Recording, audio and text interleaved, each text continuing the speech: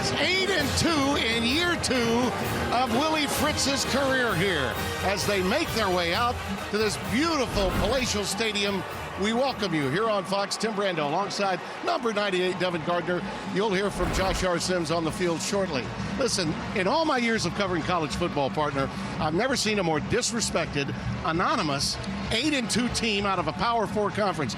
Until they took down Open Date, they weren't even ranked. They moved to 23 this week. And they got you going pretty good early, don't they?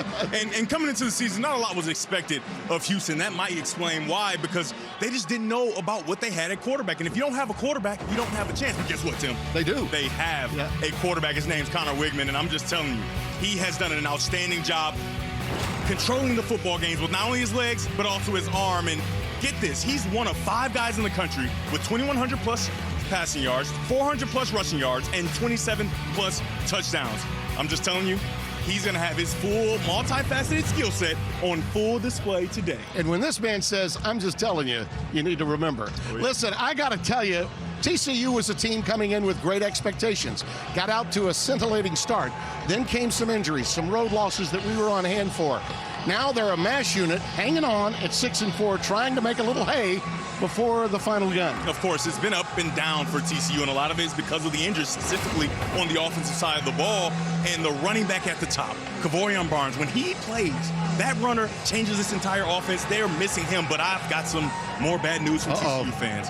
Bud Clark, that talented safety at the bottom there, he will not be with the team today, still nursing an injury. And they're going to need the back end to really step up in his place. But in the front 7, they have to make sure that they create havoc for Connor Wigman. Sonny Dykes has his team ready to go. Time for our game countdown, sponsored by Progressive. The Progressive Game Countdown. Here are the faces looking to go places. Hoover looking to clean it up with his go-to guy, Eric McAllister. Connor Wigman, the A&M transfer, looks to find his go-to receiver, Amari Thomas. We'll have it for you right here on Fox. Hey, we've got Chamber of Commerce weather in Houston. Very little humidity when you think about it. Just a perfect day for football. The series history, 14-13 advantage for TCU. These teams met 20 consecutive seasons as Southwest Conference members between 76 and 95. And last season's 30-19 win by Houston at Fort Worth ended a 9-game winning streak for the Horned Frogs. TCU won the toss, elected to receive. Ethan Thompson will be handling the chores for the Cougs. And back deep, Jordan Bailey, number 4. And this one will go right through the end zone for a touchback. So out to the 25-yard line we go. And let's go down to our 3rd member of the broadcast team, Josh R. Sims. Well, Timmy B, if TCU wants to get the win today, they're going to need their quarterback, Josh Hoover, to play better than he has the last few games. 4 interceptions in the last 2 games, 10 total on the season, which led the Big 12 coming into the day. Now, this week, Josh said, yes, he knows he needs to play better. His head coach, Sonny Dykes, says when he plays to his standard, we can win any game. Let's see if he can do that today. I think the decision, Josh, to take the ball on the opening series says a lot about how crucial it is for them to get off to a good start. Jeremy Payne gets it out for a healthy gain, move the sticks, a first down. And Josh Hoover is, without question, without his best running game behind him, and he's a threat to run it too. Yeah, he is, and he's really added that to his game this season. And like Josh talked about, he knows exactly where he's falling short. And the key for him today is to make sure he does just his job and allow and trust that everyone else will do theirs. 5 games into the season, you could argue he was playing better at quarterback than anyone else in the conference. Won't deny it. Quick drop and another quick pass out to Joseph Manjack, the journeyman receiver who spent some time at both USC before making his way to TCU. Manjack, a quality go-to receiver. Houston showing blitz and backing off. Jeremy Payne remains the setback on 2nd and 6.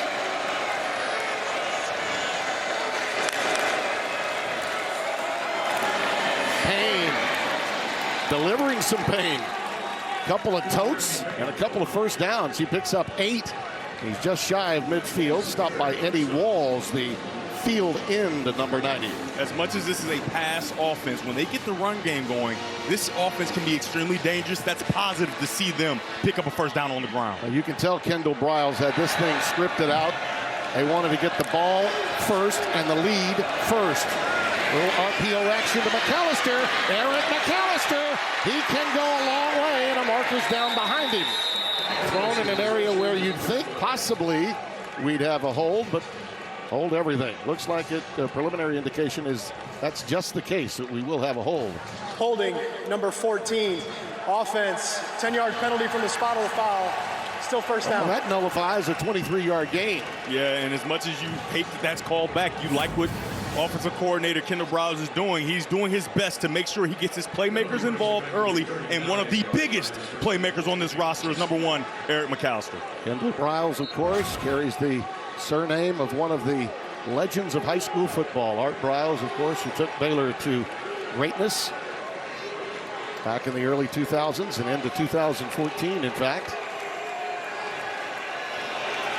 Well, that 4-yard gain, if you think about where the spot of the foul was, they lost 6 yards. Bubble screen to Manjack.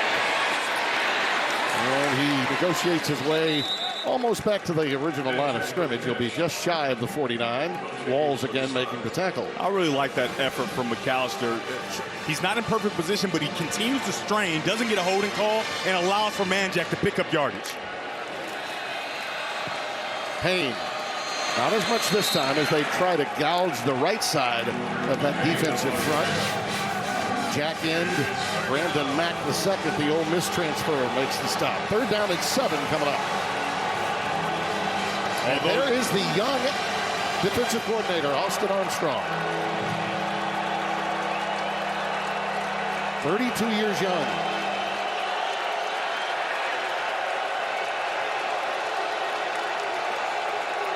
Out of the shotgun, a wide open Jeremy Payne.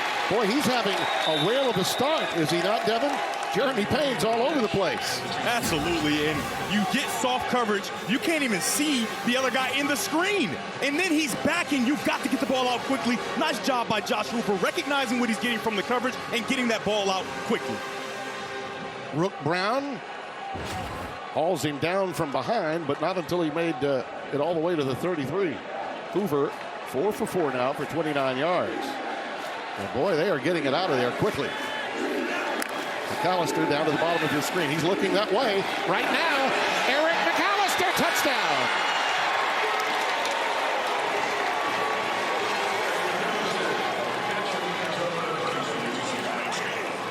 Hello, how do you do, Eric Mack? This is an outstanding throw. You got man-to-man coverage. And if you're standing still and Eric McAllister's running at you with 100% speed, there is no chance for you. And if you have your eyes on the quarterback while you're in man coverage, you're going to watch him complete passes on you, and that's going to be a touchdown for TCU. His 9th touchdown, McAllister. Hoover's 24th touchdown toss. Tim, how about this note? If you're in man coverage, what should you be looking at? Number 1. The man. Nate McCashland with the extra point. Last week, the two had a little face-to-face debate. Things weren't going as well as those two would have liked. But you know what? When you put the biscuit in the basket, what you got here? You dropped the bomb on them. Baby. Baby. You dropped the bomb on them. By Geico. Switch and save. Get more with Geico. Devin, take us back to the touchdown. Yeah, Tim, it's very simple. When you're in man coverage, you cannot be looking at the quarterback. He starts off looking at the quarterback, and then you get far down the field, and eyes are back. That is not conducive to success with McAllister running down the field. He is far too talented a wide receiver. If you're in man coverage, you need to keep your eyes on number 1 and White. Coming off the field, they went right to the sideline, started wrapping his ankle a little, culminating the 8-play, 75-yard drive. After this kick, we're going to see how good your pipes are, partner. Oh, yeah, we sure are. Here comes the return from Makai Muse. And he's up past the 30-yard line, so take it away, 98. Yeah, today's Get More Game Plan is sponsored by Geico. It feels good to Geico. for TCU, you got to hold Houston under 100 yards rushing. They are 3-0 when they do that to teams. And for Houston, you need to get 2 interceptions. In all 4 of the TCU losses, Hoover has thrown 2 interceptions. So they're 100%. If you get 2 picks, you're probably going to win this football game. So here come the Cougars down by 7, and Connor Wickman, the outstanding transfer from Texas A&M. The book on him coming over was he had lost some of his arm strength at A&M, that he had been banged up a little bit. Well, he has been as advertised since coming here. They go reverse to Cody Young. The number 18 scampers out to about the 39-yard line, and Wickman, 2-time Offensive Player of the Week in the Big 12, leads the way for this team. His dad was a linebacker playing quarterback, and so too is this kid. He's tough. Oh, yeah. He'll bring it down and run it himself. Gain of 8 there, 2nd and 2. Quick out. It's taken by Broussard, and he dropped it. Some of those layups you got to make. Broussard could not reel that one in. Yeah, it's a nice job. It's an easy 2nd down and short, but take a look at the wide receiver's eyes, right? He has it as initially, and then he starts to turn and try to make a play, and that's a telltale sign that you probably are going to drop the football. Got to make sure you secure the catch first and then start to make a move. He may have been experiencing a little anxiety, and a couple of weeks ago when they last played against UCF, he didn't have a catch, but think about it. He played big recently. He's gone some games without those catches, and here's Wickman looking to run it. And doesn't get much for the 40, but he needs the 41. And I don't think that head coach Willie Fritz is afraid to go for it here. I think they put big personnel in, and they try to go right back to Wickman. He's done an outstanding job this season in these short yardage situations. His offensive coordinator, Slade Nagel, what an outstanding story he is, and we'll be documenting more of that later. He has assembled a quality staff. Guy that played at Pittsburgh State, came up through the state of Kansas, became a head coach. There's Slade Nagel, the offensive coordinator, with the hat on. And on 4th and 1, let's see what he dials up. Well, he faked the pitch, and Wickman takes it to the 1st down to the 42-yard line. I gave you the stat before the game that he is one of 5 quarterbacks to have 2,100 plus passing yards, 400 plus rushing, and 27 plus touchdowns. I think it's a great idea to keep the ball in his hands in those short yardage situations. And there is Andy Avalos, a one-time head coach at Boise State. Really happy to be with Sonny Dykes, who was impressed when going up against him as a coach, as many are. It's how you become a coordinator on a staff with a quality program like TCU. Dean Connors, and the 6-foot, 206-pounder out of Hawaii is. And the transfer from Rice just came across town to play. Stopped in his tracks, no gain. 2nd down and 10. You know, Tim, something I really like that Slade Nagel, the offensive coordinator for Houston, has done is take hits off of Wickman. You know he's going to have those design run opportunities, but he also has the opportunities that look like a read option, but they are certainly not. They're give all the way, but the defense doesn't know it.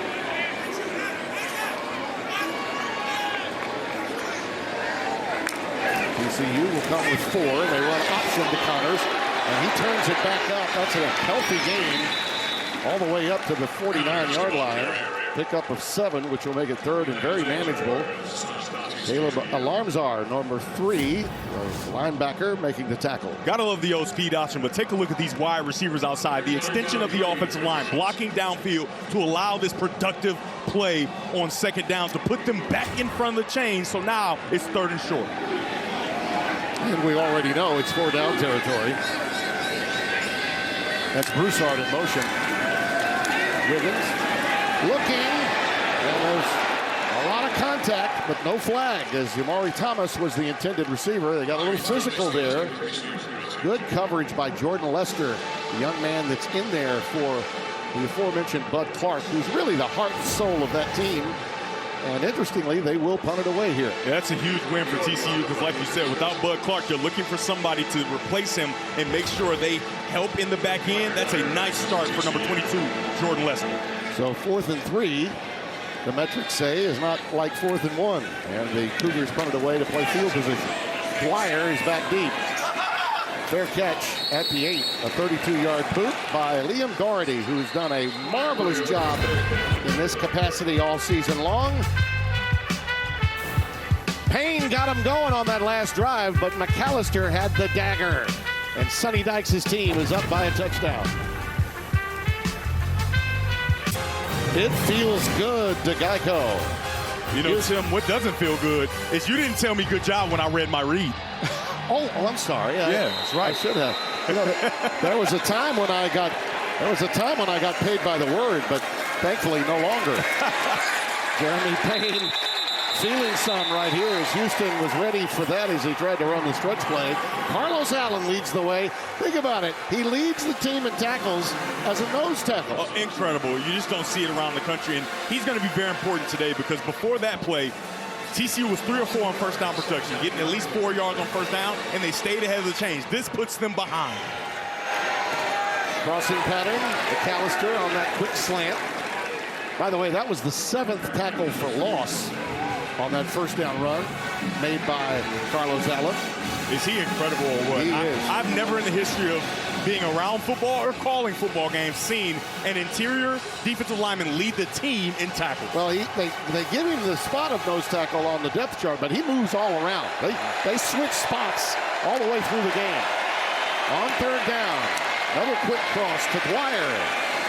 And that's not going to be anywhere close to where they need to be. So job well done by the Houston D, and it all began with the Allen TFL. Kentrell Webb and Mark Stampley collaborate on that stop. And you can see defensive coordinator Austin Armstrong is absolutely fired up. When he talked to us yesterday, he said, listen, we're going to give up yards at some point. There are going to be yards given up. However, we have to make sure we force teams to drive the football down the field. I'm just telling you, he's excited about that huge stop. 3 and out. Ethan Craw will punt it away. Should get it off around his 5. McCown Muse back deep. The left-footed booter gets a high end-over-end punt. Boy, that could have brought down some icicles. Quick bobble, but Muse does handle it at the 46 after a 37-yard gain. Here's a big fella. And Tim, he's being held. Yeah. He still finds his way through. That's why he has all those tackles. Where's the penalty flag?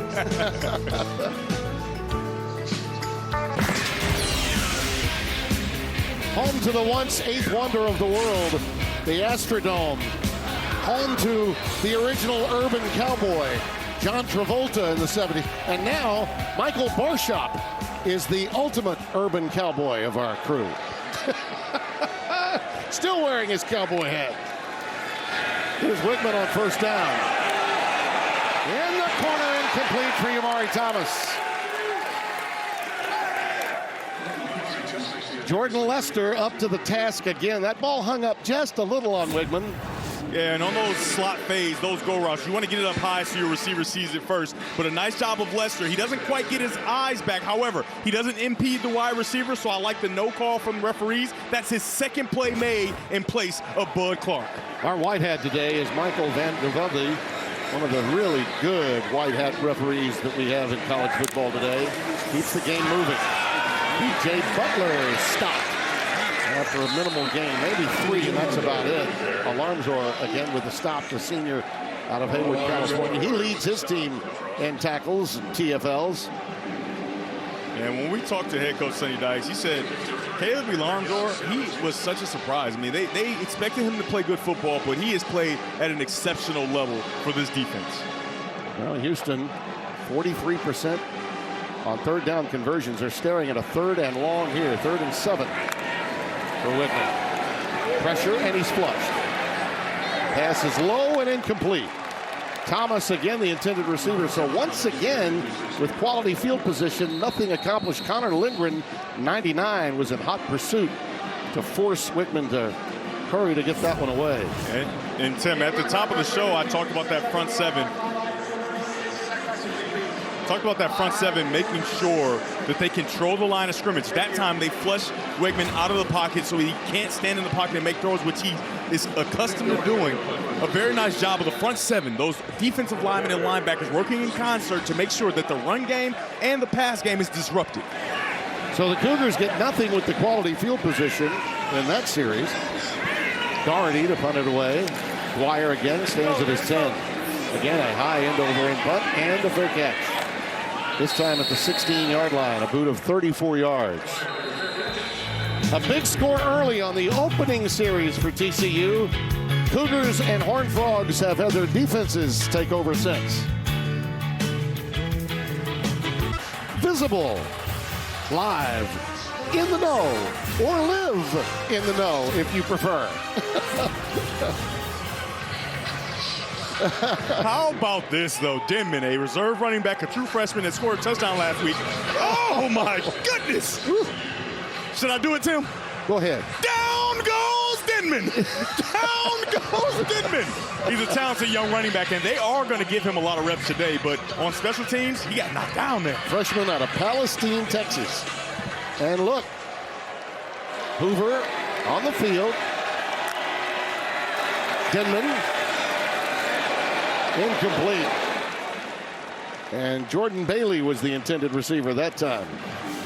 So Kendall Browse decided to open up the passing game a little bit on first down here. Yeah, Tim, that's his first incompletion, and he had the correct read. He just needs to layer that ball and get it down quickly into the hands of his wide receiver. That's his first miss on the day. Denman remains the setback on 2nd and 10. Hoover. He decides to tuck it. Great recovery, too, after being pushed up into the pocket. Walls and Allen drag him down. I'll tell you the quickness of Carlos Allen. Transfer out of Kennesaw State. And by the way, life in Houston is grand after being at Kennesaw State. There you see Sonny Dykes looking on. He knows how badly he needs this W to get off the schneid. Couple of losses in a row and losing at home. They're not accustomed to that. Hoover in trouble. Lofts it for the tight end, Curtis. Chase Curtis with the grab. That was a beautiful throw. I mean, magnificent. They went man-to-man coverage, and it leaves everybody one-on-one. And watch this throw by Hoover to Chase Curtis. I mean, it just looked beautiful in 4K, I bet. 26 yards and a first down. Bubble screen to Bailey. Jordan Bailey up to the 49-yard line. Eddie Walls again the tackle. Saw Houston bring pressure, and that's a nice job of the offensive line of TCU dealing with that pressure and allowing Hoover to navigate in and outside the pocket to make that throw. Well, he's now 9 of 10 for 97 yards, Hoover. And they flip the script on the field position now after that 26-yard completion a moment ago. Denman carries. He's ahead for 3. Yeah, with Cougars Barnes out, Denman is a guy they're going to be depending on. Even though he's a true freshman, he's got real pop, right? He's got real burst, and they want to see if he can be the guy that eases the load on Josh Hoover. Yeah, they think once he gets to the second level, he can take off. Oh, yeah. 2 out of 3 today on third downs. Denman remains the setback. Now the massive shift with McAllister, Manjack, and Dwyer all moving to the top of your screen. 3rd and 1. Denman, oh, look at him move that pile. He has the first down to the 45-yard line, a gain of 3. You know what I really like, Tim? Offensive coordinator, Kendall Browse. Huge shift. Every single wide receiver just run inside zone, right? And it's just really giving window dressing so the defense thinks, oh, well, maybe they're going to do this. Maybe they're going to do that. Nope, we're just going to hand it to our true freshman for a first down. We got a little West Texas eye candy for you before we snap it. There you go. First down. McAllister down at the bottom of your screen again. He sees single coverage. He'll go that way. Deep cross. There he is. And he overthrew it. Oh, that was just a sneaky good pass pattern by McAllister, wasn't it? Yeah, it was. It really was. That's a miss by Hoover. And the fact that he has duress in the pocket, right? He's done a nice job of moving in the pocket, but that time it forced him off of his spot, and it didn't allow him to layer that throw to his wide receiver. He was hurried. He did get some pressure. That probably had something to do with the overthrow. Yeah, with Tregon McCutcheon was one of the guys that put the pressure on Hoover. 2nd and 10. Double screen again. Manjack this time. Move the chains again. That guy is just Mr. Consistency. He's been productive everywhere he's been. And Tim, this is one of your favorite type of players. He picks up a gain of 17 with no gloves. He snatches that catch out of the air and then gets down the field to put TCU in the high red. Former Cougar, former Trojan. There he is. You know this game is extra special to him. You knew they'd have A big-time package dialed up for Manjack. He picks up 11, another first down. Jordan Allen, the strong safety, the stop. And another great hands catch going up, and I call that a combat catch, right? Those catches where you go up and you catch it and you're being contacted at the same time. The strong hands of Manjack makes it. Inside the 20, now in the red zone of the Cougars. TCU already up by a touchdown. Hoover in rhythm, into the end zone. It's Dwyer. He has it. Touchdown, Horned Frogs.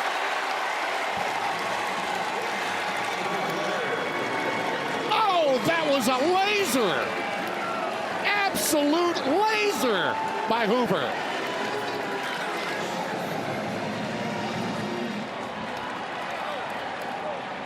Heck of a catch, too. I mean, what a nice job of layering that football, and I cannot wait to come back from commercial and show you guys how impressive this throw was, and a great catch by Dwyer.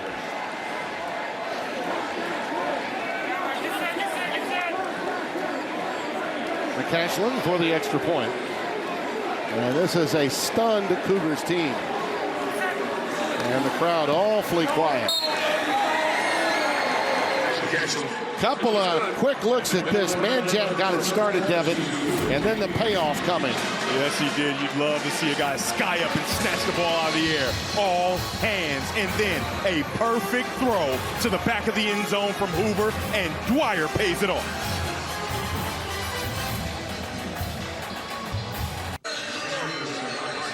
$14-0 TCU, and again, this crowd is stunned. Hoover only had 2 touchdown passes in the last 3 games. Well, he's already got 2 today, and we're not to the end of a quarter yet.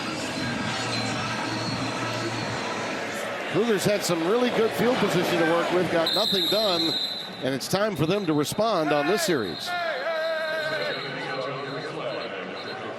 Connor Wigman makes his way out.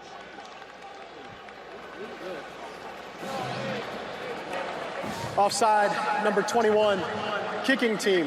5 yards will be added to the end of the play, first down. Let's go back to that touchdown, Devin. Tim, I'll have to show you this really quickly. This is what we call a 2-man. Let's split this field in half.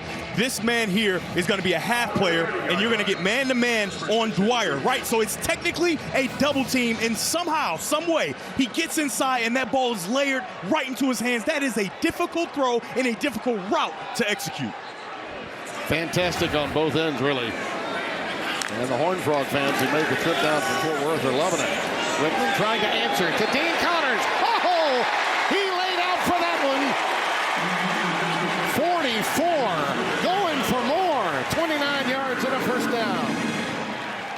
You've got a mismatch. You've got man-to-man. You're running back on a linebacker, and he just races down the seam in a perfect throw by Connor Wigman. Back to live action. Connors burrows ahead for a couple. And now let's finish off that throw while we have a moment. I mean, the throw is great. The throw is perfect. A clean pocket. But how about this catch? This is a running back. A diving hands catch. Turns his body to make sure that there is no question. That looked like Dallas Clark, didn't it? Oh, it what did. a catch. He could be a tight end somewhere. Only difference, he has gloves on. Manjack needs to talk to him, I guess. DJ Butler, Dean Connors, 2 backs here. And it's DJ Butler. 3rd-ranked true freshman running back coming in, stopped by Alarmzor. And now they're facing a 3rd and long as we come to the end of the first quarter. And to this point, it's really been all about TCU. Yeah. Houston needs to answer. They may get a playoff here. We'll see. Willie Fritz took Tulane to the Cotton Bowl. If we'd had a 12-team playoff, they would have been in it that year. Took down the Heisman Trophy winner Caleb Williams of USC. Connors, a little safety valve, nothing doing there. Devin Deal, number 11. One of the triplets in there, along with his triplet brother Deal, Marcus Deal, Ansel Denba, Zach Chapman, and others.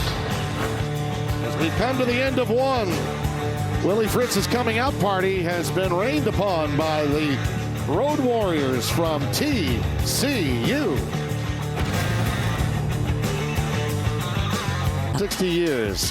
Hey, Grandpa, telling his darling all about what we've seen. Hoover putting on a show. 12 of 14, 148.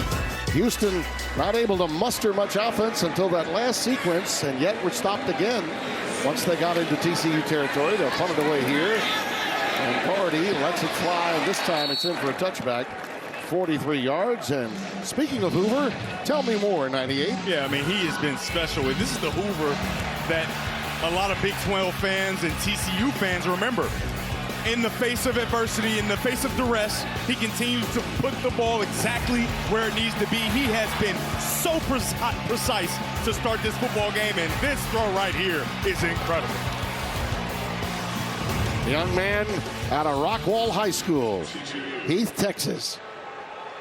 You see the percentages and the yards, all of that. He's been at the top of the heap in this league, but has struggled some, particularly with the loss of Barnes and some of the other injuries the offense has gone through. Jeremy Payne remains in there, and again, another great run on first down. He'll pick up 8, and it'll be second down and 2. The offensive line has gotten good movement on run plays, but on that one, that was exceptional movement. They completely cleared that hole out and allowed for Payne to get through. They actually gave him 9, so they only need a yard, and he's got that, and then some. Ahead to the 35-yard line. McCutcheon making the stop. Latravion, who's got, of course, a brother on this team. And you talk about personality plus, he's got that. Oh, yeah, the stars of one of my favorite shows, Friday Night Tights. Outstanding show. They were children on that show. Wonder if they auditioned for the Mickey Mouse Club back in the day. No chance. Out of our rollout. That pass is picked. McAllister was the intended receiver, and it's snared out of the air by Will James. The transfer from USM comes away with a pilfer.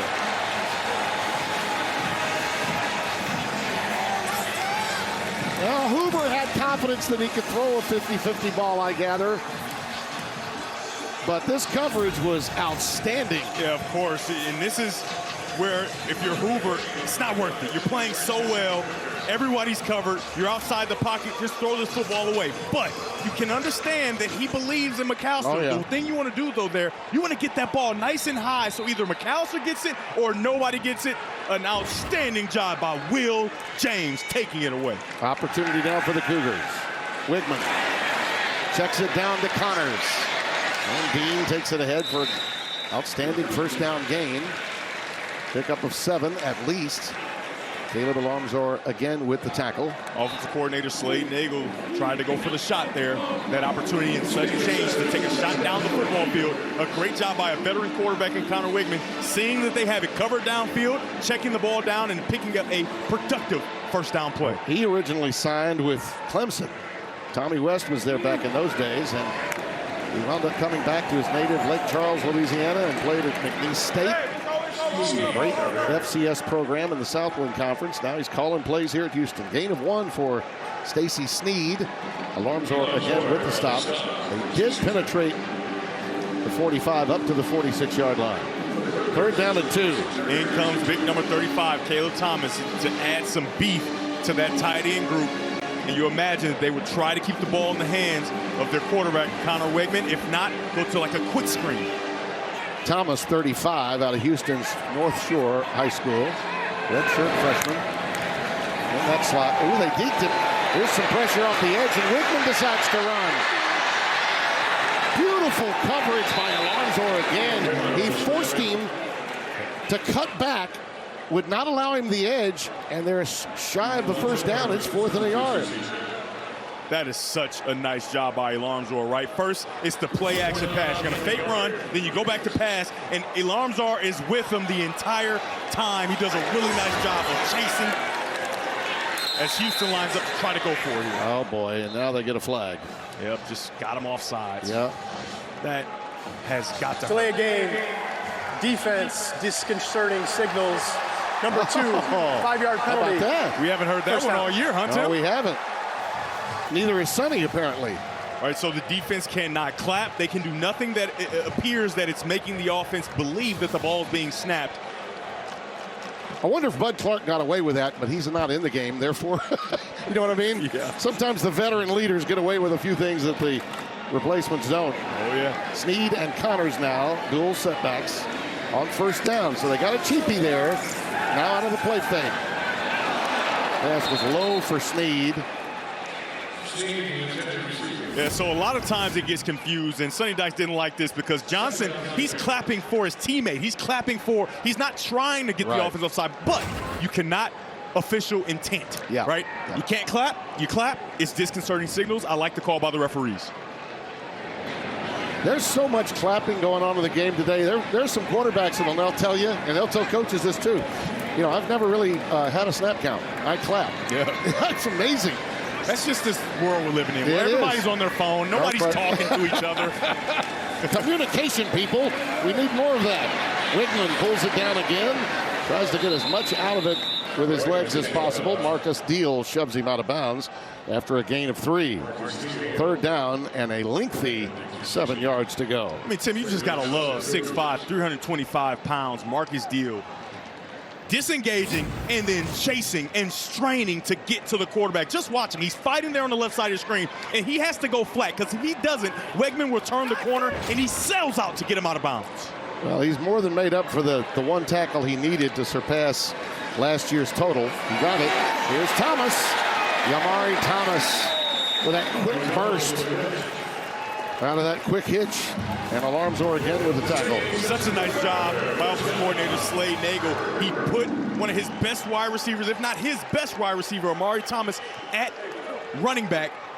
The defense doesn't recognize it. You get it out to him quick. First down, Houston. Slade came over with much of the staff that was at Tulane with Willie Fritz.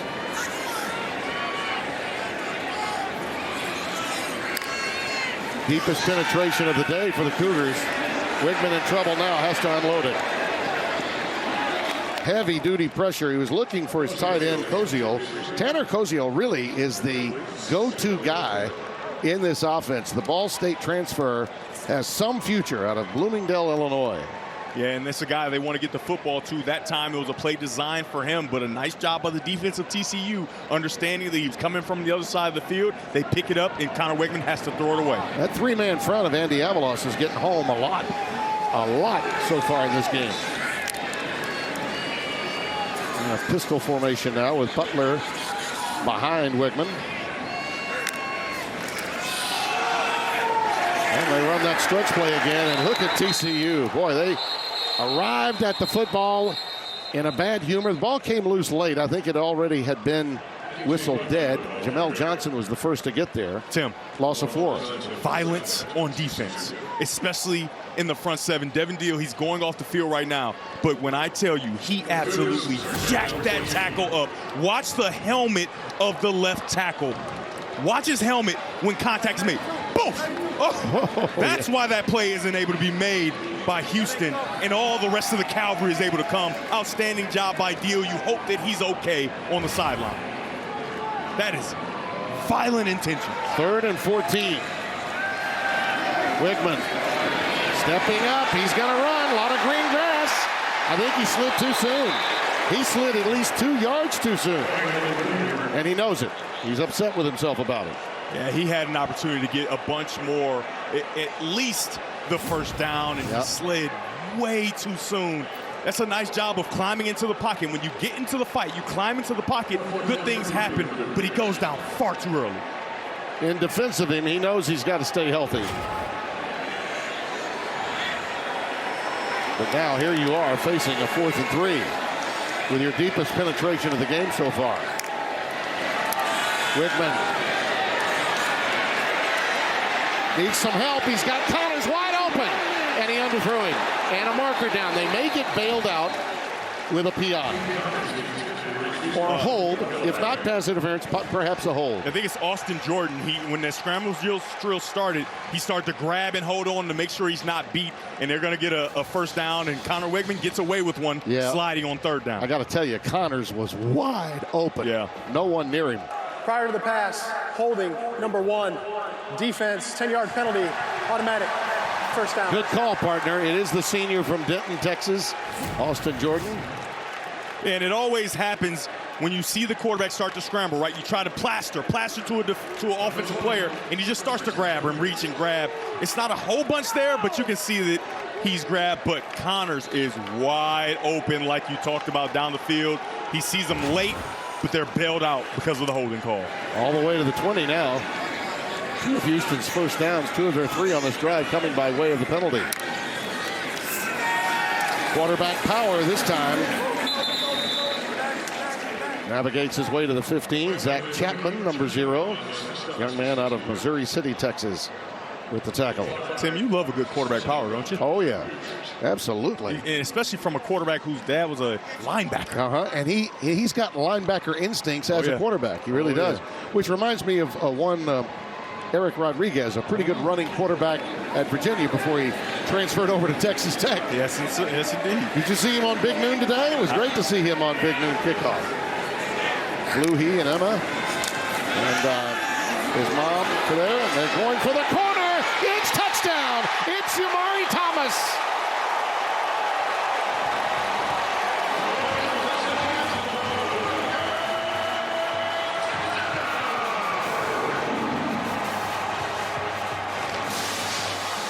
The most difficult route to guard in all of football, in my opinion, the deep over. He's just running and running and running and running, and he runs to the open space. A touchdown throw for Connor Wigman. Outstanding job by Amari Thomas of getting to the open space.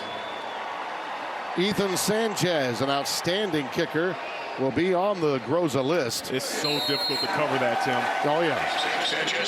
Out of the snap of Garza, the holder, Jake Sock. And it's a 1-touchdown game. Thomas with his 9th touchdown. Started with the interception. And then some help with penalties. And Umari Thomas on the receiving end. Sponsored by Geico. It feels good to Geico. And the Cougars felt pretty good for them to get a touchdown for the end of the half. 11 plays, 62 yards after the interception that was pivotal by Will James. And now Jordan Bailey awaits the kick. This one is on the ground and is going to be returned by Bailey. Here we go. And he gets beyond the 25 to about the 27-yard line. And here's that touchdown again. This one, you had to go a long ways to bring this one in. Hey, Tim, you want me to tell you how hard this is? You've got a guy, they pass it off to him. He's already ahead of the receiver, and he still can't stop him. This is about 15 by 30, right? 15 yards down the field, and then 30 yards across. He has a head start, and he still can't stop him. The most indefensible play. It's hard enough when the corner line's right over him. Yeah. How about I pass it off, and you still can't stop him? Indeed. Out of the shotgun, Hoover's had a great half until that pick. And Jeremy Payne sets sail. Well, he put his foot in the ground and then cut to the right. And strong safety Jordan Allen pushed him out of bounds. Good gain. Payne is running well. 7 yards on first down. Only a couple of times have the Horned Frogs gotten behind the chains, courtesy Carlos Allen. Yeah, the offensive line is doing a really nice job of getting on those red jerseys to create space. Payne surges ahead. Should have enough for the first down. You can keep picking up that kind of yardage on first and second down on the ground. It's going to make Hoover's life all the more easy. And there have been times when he has shown us the flashes of his early season brilliance. Out of the shotgun again. Late blitz coming. Hoover overthrown again, looking for Jordan Bailey. And again, he felt a little bit of heat coming off the edge, which may have had something to do with that ball sailing up. 2nd and 10.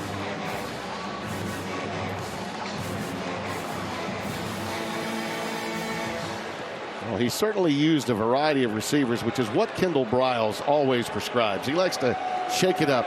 He'll use as many as 6 to 7 guys in his offensive weaponry, sharing the wealth or sharing the sugar, as they say. And on that quick cross to Manjack, another 5-yard pickup Sione Fotu, the Mike linebacker, number 12, making the tackle. Tim, it's just a short catch, 5 yards, but it's just so impressive to watch a guy with no gloves just snatch the ball out of the air. 3rd down and 6. Pressure off the edge. Hoover's pass is caught. It's DJ Rogers, his number 1 tight end. Chase Curtis had a 26-yarder earlier.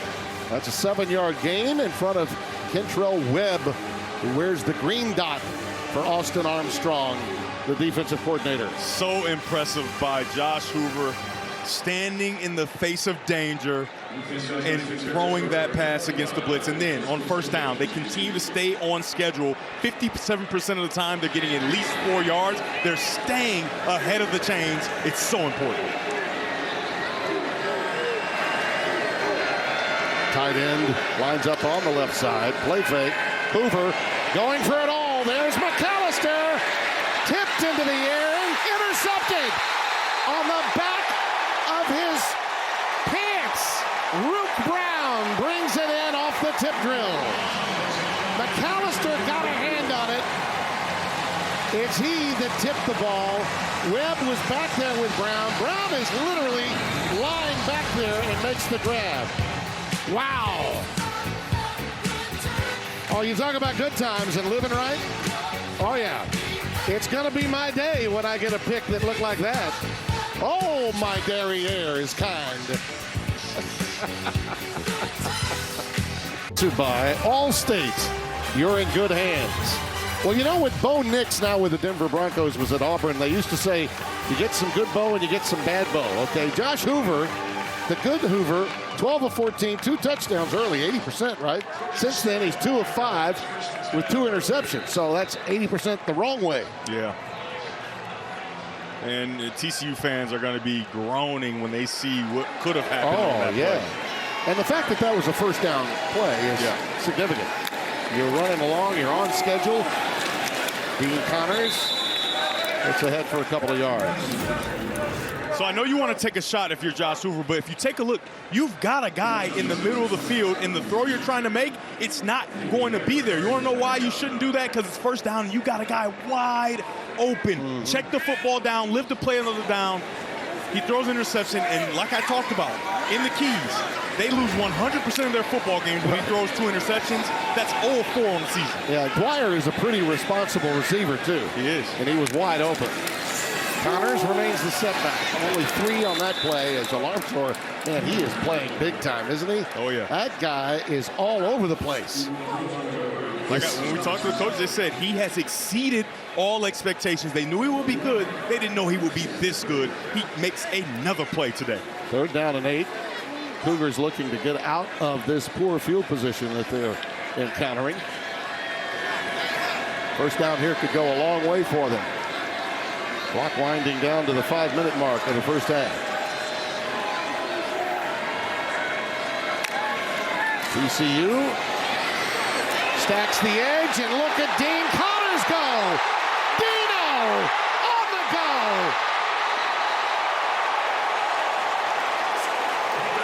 He may have stepped out a little before he was shoved out, but what a run and what a play call by Slade Nagel. What a nice job blocking downfield. Number 80 gets in and digs that linebacker out, and the rest is all the big 4-4. Dean Connors up the sideline. Well, as another Dino might have said, that's amore right there. That's a 1st down and amore. Oh, Dean Martin, huh? Yeah, that Dino. Oh, yeah. 1st down, Wigman to DJ Butler. He's shoved out at the 20-yard line. Sometimes for an offense, that's all you need. One big play, a big stop by your defense, an interception, and then a big run by your running back, and you start to feel like a well-oiled machine. You can see Connor Wigman starting to feel himself, checks the ball down there, and sets up a 2nd and short. The entire playbook is open. They have their speedy wide receiver, number 18, Kobe Young, at the bottom of the screen, and it looks like man-to-man coverage. Before that 54-yard run, they had 16 plays and 42 yards rushing. There goes Butler. E.J. Butler down to the 21 of TCU. You know, I give Slade Nagel a lot of credit for making that call on a 3rd and 8. Oh, yeah. Man, did it pop wide open for Cougars. Oh, yes, it did. That was a huge play for this Houston offense. And when you get down in here tight, you're at the high red right now. When you start to get into the red zone, keep your eyes on number 9, Tanner Kozio. He hasn't made a catch today, but I'm just telling you, he is a huge threat. He's been down since he made that run, and he's still a little banged up and hurting on that sideline. A timeout taken now by Houston. Slade Nagel worked with his dad. Not only was he a high school coach and a great one, but at Northwestern State College, right after he got his career started, they were both assistants on Scott Stoker's staff that was an FCS playoff team and a Southland champion. Much like the head coach, Willie Fritz. Humble beginnings at every level. That's what the Fritz staff is all about. And this team now gathering momentum as they look to tie it on this series. Devin, that's the longest run of the year, 54 yards by Dean Connors. The other 54-yarder was against Rice, which, oh, by the way, is where he transferred from. There you go. He's got almost 100 yards of total offense. He's really been a spark for this Houston offense, but he's been pretty good all year. Also his career long. That snap came a little sooner than Wickman wanted it. Now he heaves it in the corner. That was almost caught. And a flag comes down late. Kobe Young, the intended receiver, what an ad-lib job. He knew the direction Young was headed, right? It's a go. And Canada, in defense of him, was trying to catch up, and apparently that's where the PI occurred. Number 7, defense, 15-yard penalty, automatic, first down. What a bailout after a snap problem. Clearly, Wickman was not ready for it when it came. Yeah, Wickman did a really nice job there, but I remember I highlighted their speedster, Kobe Young, and Canada does a really nice job. I want to see this again. I don't like that call at all. I think that's a bad call. Yeah, I do not see pass. Yeah. I mean, I guess you can say there, but I don't think he's hindering him from getting to the ball. I can see it both ways, I guess. Yeah, he did have some jersey, but it was very late. Yeah. Very late. Yeah. When he got the jersey on the shoulder pad. Yeah, the center gets bailed out there, huh? Oh, does he ever? And Wickman, great presence of mind to know where his primary receiver was going to be. Perfect throw. Oh, yeah. Could have been a touchdown easily. Butler upended at the 5, or maybe inside the 5. Jamel Johnson, the tackle. And Tim, let me tell you, if he doesn't make such a perfect throw there, they don't throw that flag. No, because you're right. That ball is right there on the fingertips of the wide receiver. They decide that the tug of that jersey was enough to hinder him from getting to the football.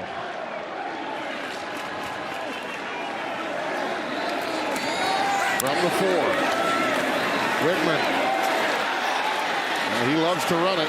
It's been his specialty. I think he may have gotten it down at least to the 3, maybe the 2, before being pushed back by Deal. Dean Connors looks on. Don't you know he'd love to be out there to finish this thing off? And it is hard to run tackle to tackle against the triplets, Chapman, Deal, Denba, and Devin Deal.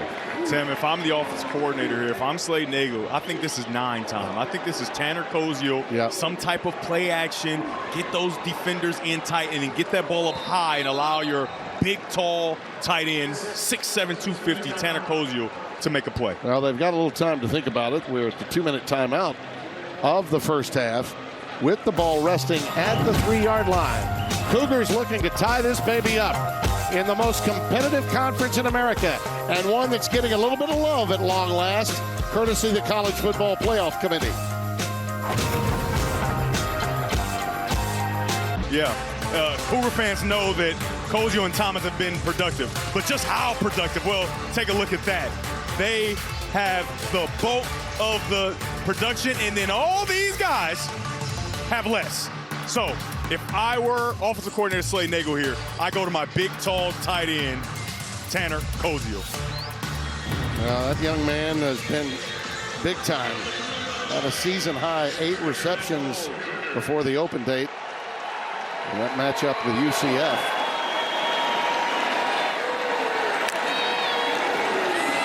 Reverse. It's Yamari Thomas. High hurdling at the 1. And he's going to be shy. Again, TCU does a marvelous job defending it. Alarms are, and Devin Deal running it down. He launched himself at about the 3, could only get to the 2. I mean, you've got to love the pursuit. Horned frogs everywhere, and they can leap as well. Alarms are again on the play to stop Thomas short. So, Slay Nagel, he chose one of the 2. He chose Thomas on that one. You've got Kozio in the slot. This may be the time. 4th and goal. Connors is back there with him. Uh-oh.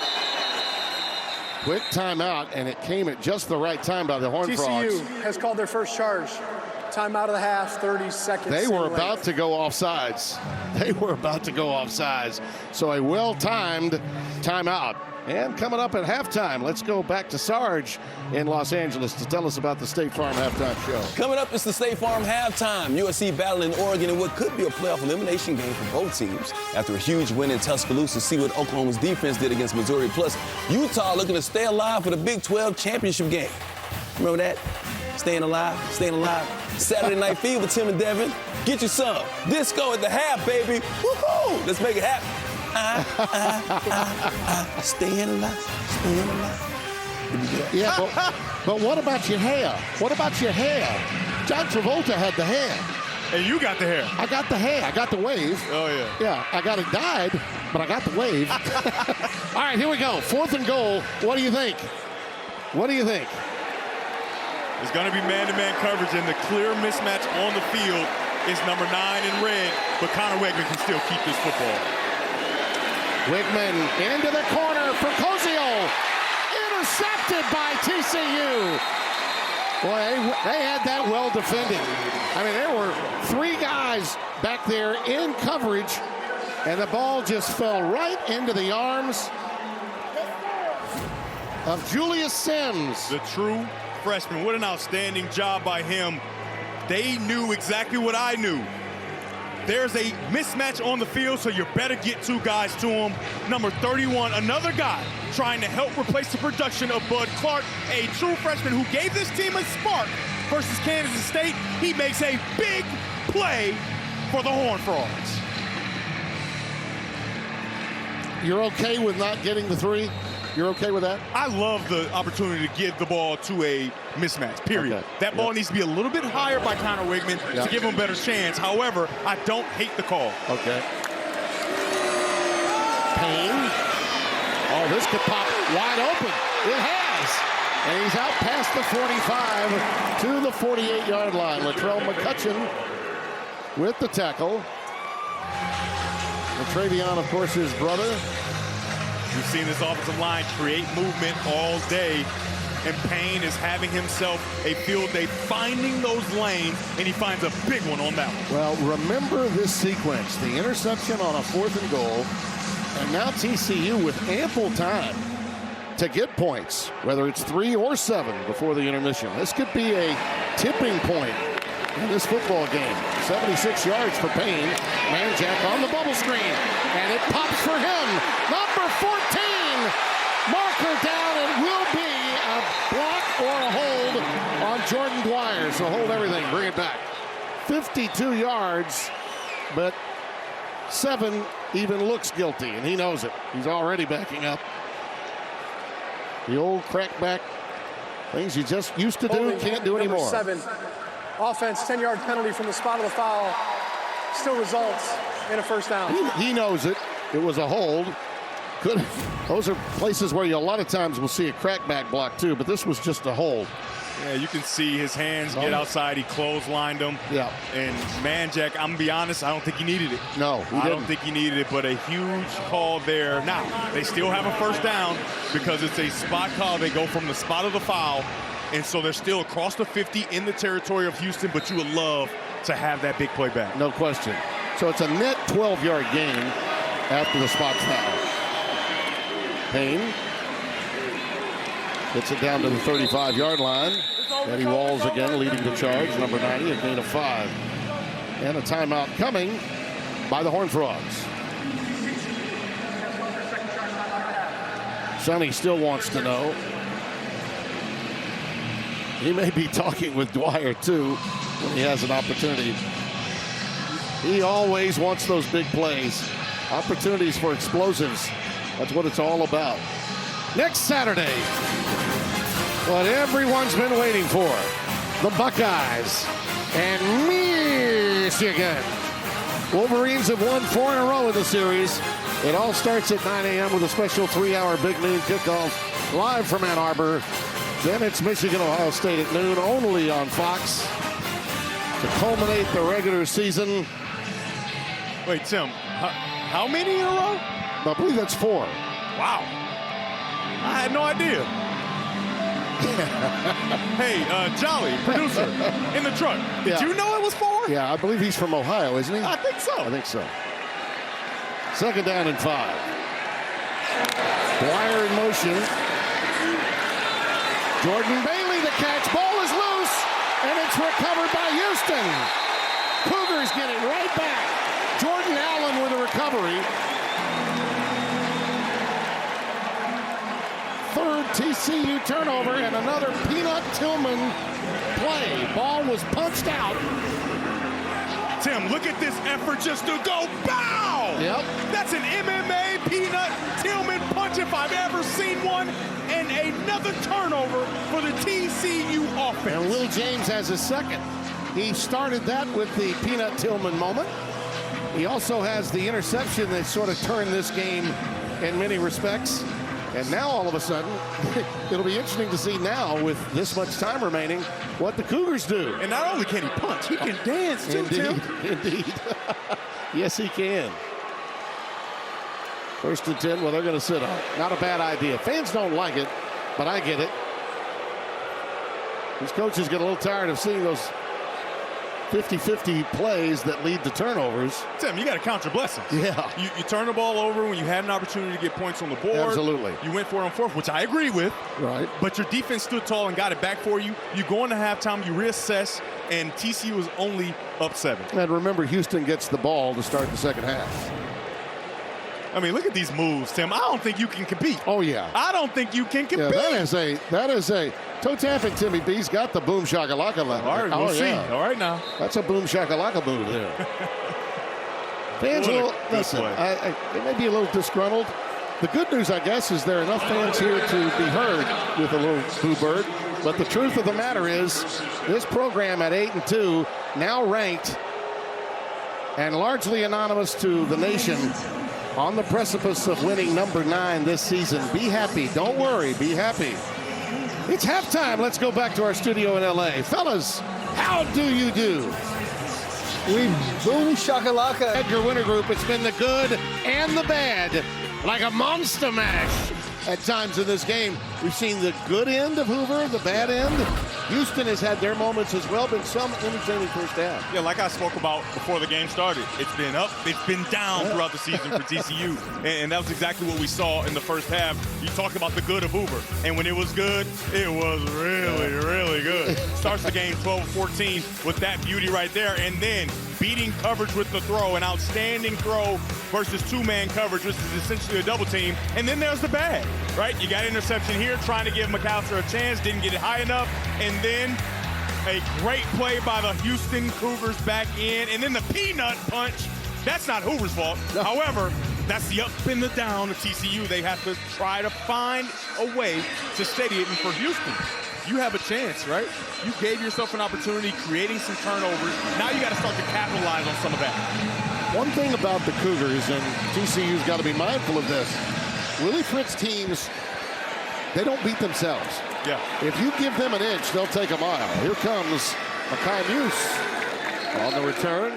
And they get it out to the 22-yard line. And speaking of Willie Fritz, Josh talked to him at halftime. Josh? Well, and he told me they started the game really poorly. He said they looked like a team coming off a bye week, which they were, but he expected them to come out with more urgency. He said we got to do a better job of taking advantage of these opportunities. Defense is getting these turnovers, but the offense continues to stall out. Look for them to try and start fast on this drive right now, Tim. Might be a good idea to get Dean Connors going again. He certainly has been magnetic, both as a receiver and as a running back. Over 100 yards for him. Whitman looking long for Young. And boy, oh boy, with a marker down in the backfield, you're thinking holding whenever you see that. Young was there, but the throw was back shoulder. He needed it to be front shoulder. Let's check the flag. 66, offense, 10-yard penalty, still first down. Mackenzie Agnola. Yeah, that's not the fast start that head coach Willie Fritz wanted. And for Connor Wegman, you've got to get that ball down the field. But whether you did that or not, there's a hold. Big number 66 right here. You can see him falling down, and he has to do something to protect his quarterback, doesn't he? Yeah, he was just being pancaked by Denba. A defensive pancake, if you will. 1st and 20 after the penalty. Wigman, quarterback power. Ahead for 7. Naomi Obiizor with the tackle. The 4 for TCU. Gain of 7 on the play, so 2nd down and 13. Hey, Tim, take a look at this. Dean Connors, number 44. Watch him in the middle of your screen there. He's looking at his wristband as this ball is being hiked. He is not ready, and somehow he finds a way to get in front and block for Wegman. A mix-up on that pass pattern between Wigman and his receiver. Harvey Broussard did not exit stage right on that hitch pattern that was being thrown on the up and out. He went inside, and now it's 3rd and long. This drive is kind of a great example of how devastating that holding penalty can be. Yeah. Right? When you get a holding call in a drive, it's almost like you chalk it up, right? Where you don't think you're ever going to get the first down unless you get some kind of penalty or something like that. But they have a 3rd and long, but it's manageable. See what Slade Nagel draws up. It's Connors on the check down. Nothing doing this time. Well defended by Obiizor again, number 4. And it's a punt formation, so even getting the ball back, trailing by a touchdown, first play, you get a 10-yard holding, and that ends that series in short order. Liam Doherty will punt it away. And the one thing I've seen, it's different for the offense and the defense of Houston. On the sideline here, there's a lot of juice with the defense. I mean, they are jacked up, making plays. For the offense, it's kind of somber. It seems like they look like they feel like they're not doing their job. However, they have to find a way to manufacture some energy and get themselves going because this defense is playing great. Beautiful boot. Dwyer backing up and a fair catch made as he falls down at the 30-yard line. Let's go down to Josh. Well, Timmy B, before I even asked Sonny Dykes anything, he said turnovers, turnovers, turnovers. You can't have 3 of them and expect to win. He said Josh Hoover is playing well other than those 2 throws. He said, hey, we got to clean that up here in the second half. The defense, though, playing really well, a big reason that they had the lead in the first half. In a lot of ways, Josh, I think those expectations on Hoover and how outstanding he was the start of this season, I mean, even after the loss to Arizona State, he stayed hot. But it really started backing up on him after that loss at Kansas State. He's just trying to right the ship. On first down, Payne. Good defensive surge from Carlos Allen again. Boy, I loved talking to him yesterday, and I asked him about moving around, that he's not just at nose tackle. He said, listen, I'm old school. I'm like the CEO of the chain. My clothing brand, I can go wherever I want. If they give it to me, I'll take the opportunity. 2nd and 9. Payne running the stretch play, trying to cut it back up. Not much, but a couple. Jalen Garner with the stop, the Will linebacker, senior from Norcross, Georgia. And Tim, another thing that Carlos Allen Jr. told us, he said, we've got to get him in 3rd and long. Oh, yeah. And he said, when we get him in 3rd and long, that's when I get to have fun. Here's the 3rd and long. And there's the pressure, and a flag is down. Dwyer was the intended receiver. The marker is on the other end of the field where Manjack was running. And Latrell McCutcheon Sr. had his hands all over the wide receiver. I imagine they're probably going to get a holding call, if not pass interference. And that'll keep this drive going.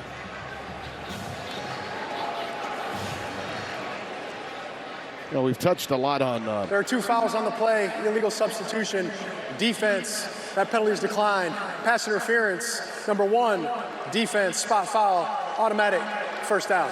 That's McCutcheon. We talked a lot about Here you go. Here's the hold. Yeah, hands all over him from the start. Now the ball's in the air. He's grabbing the shoulder pad, and he's not truly impeding his progress. But when he tries to go to the back shoulder, he's not allowed to free his arm, and I like the call. We've talked a great deal about Nagel, the offensive coordinator for Houston, but Austin Armstrong, who's calling these defenses now for Houston, what an incredible career he's already had at age 32. He's been calling defenses at big-time locations. His last stop was Florida before making it here. Denman. Armstrong is a young man from York, Alabama.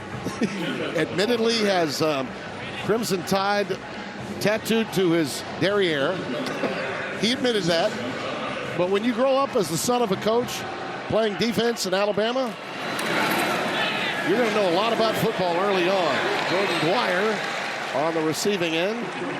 His defense now has them in a 3rd and long situation as McCutcheon comes up to make that play. He could not wait for an opportunity to work for Willie Fritz, though. You know, he worked for guys like Kirby Smart, Billy Napier. A sage veteran like Fritz was somebody he could learn from. Going deep for Bailey. Tremendous defense. What a recovery by Rook Brown. And no, he did not turn to look at the ball, but he didn't need to. Tim, I talked about one indefensible play. Well, that slot fade is just as indefensible with speed like that. He finds a way to get in phase, and at the perfect moment, reach those hands out. The ball hits him on the head, and that's a heads-up play by number 24 in red, Rook Brown. Heads up and hand up at just the right time. There you go. Ethan Krall will punt it away. McCombuse inside his 10. Beautiful left-footed punter. Fair catch called at the 11-yard line. A punt of 39 yards.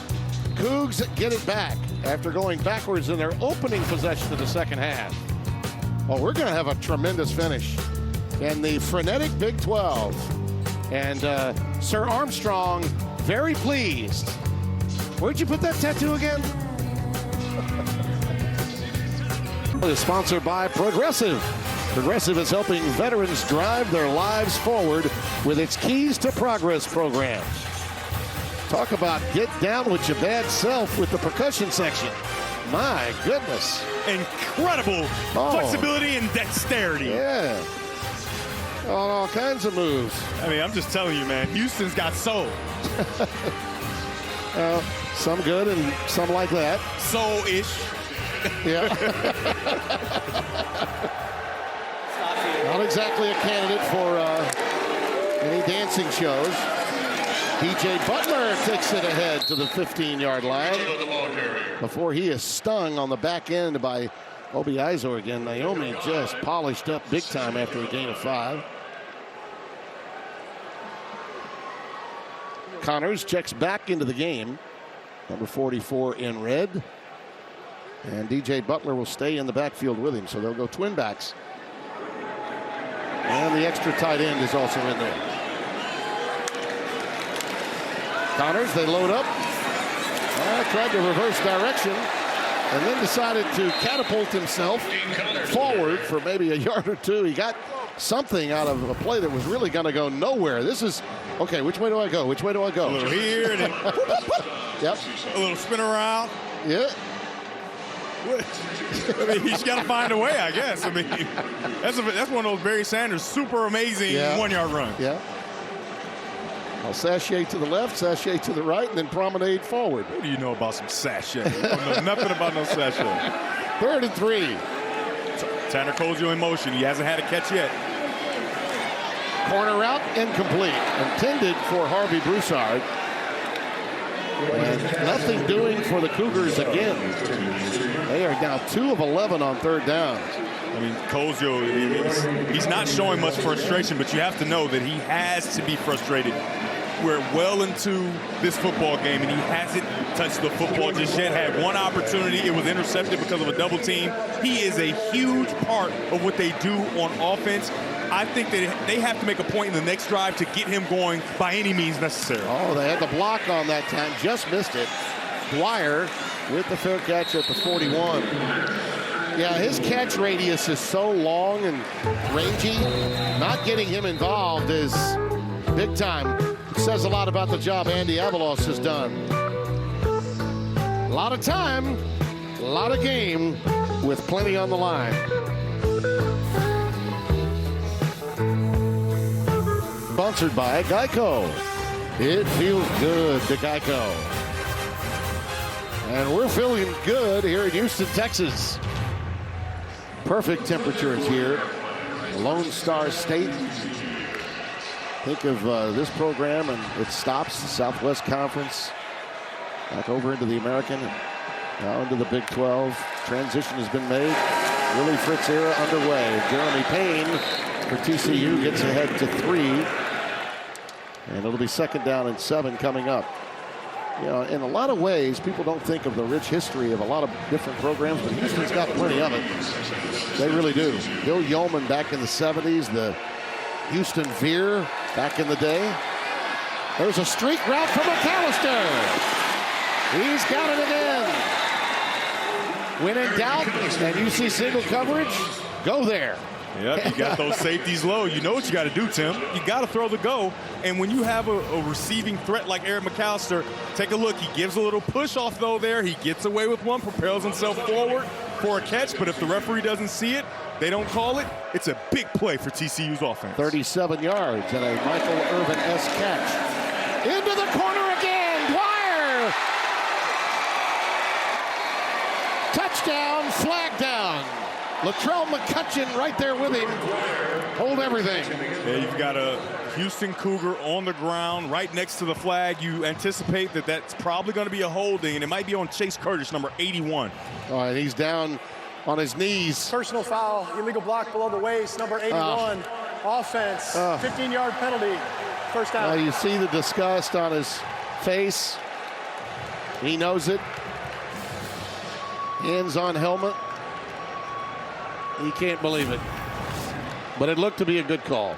Yeah, he comes across, and there is a clear rule where you're not allowed to chop a guy outside of the box, right? You're not allowed to cut a guy down below the waist outside the box. He does it there and takes back a huge touchdown catch by Dwyer. When you throw the ball high in the air for either McAllister or Jordan Dwyer, do they high point it or what? Man, that was, and he didn't even use only his hands. He used his body way up high. 1st and 25.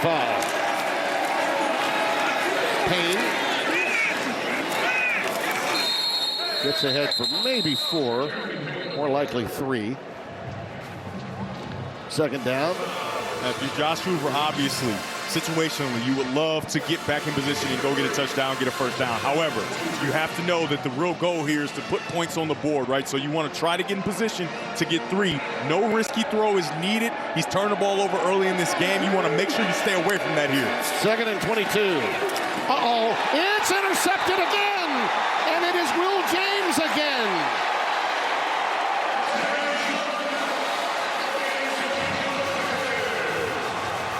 He saw that coming all along. He squatted on that one. You talk about a defensive coordinator's dream. That is a scouting job well done. He knew what was coming. A half step sooner, he's going for pay dirt. Cougs have it. Down 7. He had an interception prior to that. Just got his 2nd of the afternoon. And Hoover's now thrown 3. After a scintillating start of 12 of 14 and 2 touchdowns. Dean Connors in the backfield. 1st and 10. Wickman. And that quarterback power again. And Josh has got some news for us on that Houston offensive sideline. Well, guys, Willie Fritz talked about taking advantage of opportunities. The same message for wide receiver coach Derek Sherman, very animated, talking to his wide receivers, saying, we got exactly what we wanted and we didn't take advantage. Look for them to light a fire on them and see if they respond out here, guys. Indeed. Kobe Young, Broussard, Umari Thomas, all out there. Wickman carries it again. And he's a yard shy of the 1st down at the 38. Devin Deal comes away with a tackle. If you're a defensive back for TCU, you can't get bored. because Houston is starting to lean into the legs of their quarterback, because these wide receivers are still dangerous. And like we just saw, wide receiver coach Derek Sherman laying into them. They're going to want to make plays. So you cannot get lulled to sleep by the run game of Houston. Andy Avalos needs his defense to step up here. And again, Wigman, that's just smart. Plays it to the left, sees that whole opportunity and slides his body across. Long and lean. And finally, they convert a third down from 3rd and 1. That helps, obviously. But he's had him in 3rd and long a lot this afternoon. Avalos' defense has been outstanding on 1st and 2nd down for the most part. They have, and that's a really nice response by offensive coordinator Slade Nagel, understanding what his quarterback needs to get comfortable and get his feet into this game. 3 straight runs and a 1st down pickup. From the 41.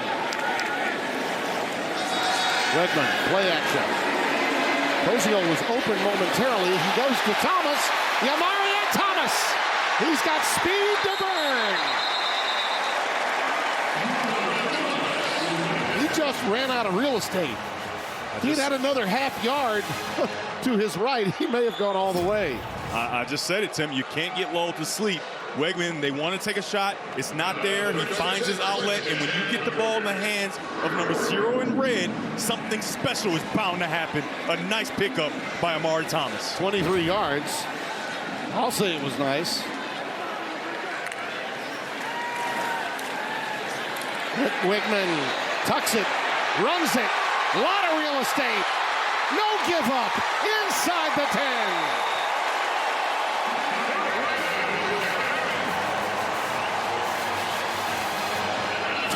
Yards on this run.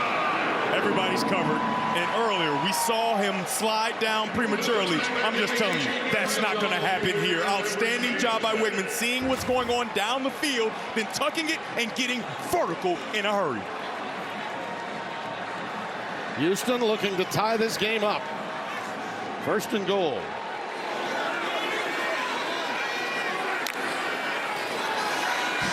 Connors. One man to beat. Touchdown.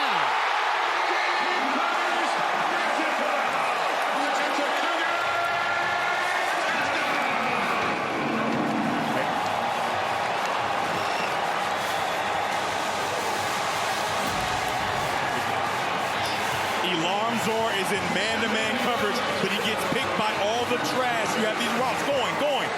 He can't get over it. He gets there a little too late. A nice move by Dean Connors, and he powers his way into the end zone. It really looks as though Slade Nagel has figured out that TCU is going to take Cozio away. That means some other guys are going to have to make plays. Absolutely. Sanchez to tie it. Well, let's face it, the Cougs need chaos if they want to make the Big 12 title game. We'll detail that a little bit later. But rest assured, getting to 9-2 and 10-2 is a big deal in H-Town.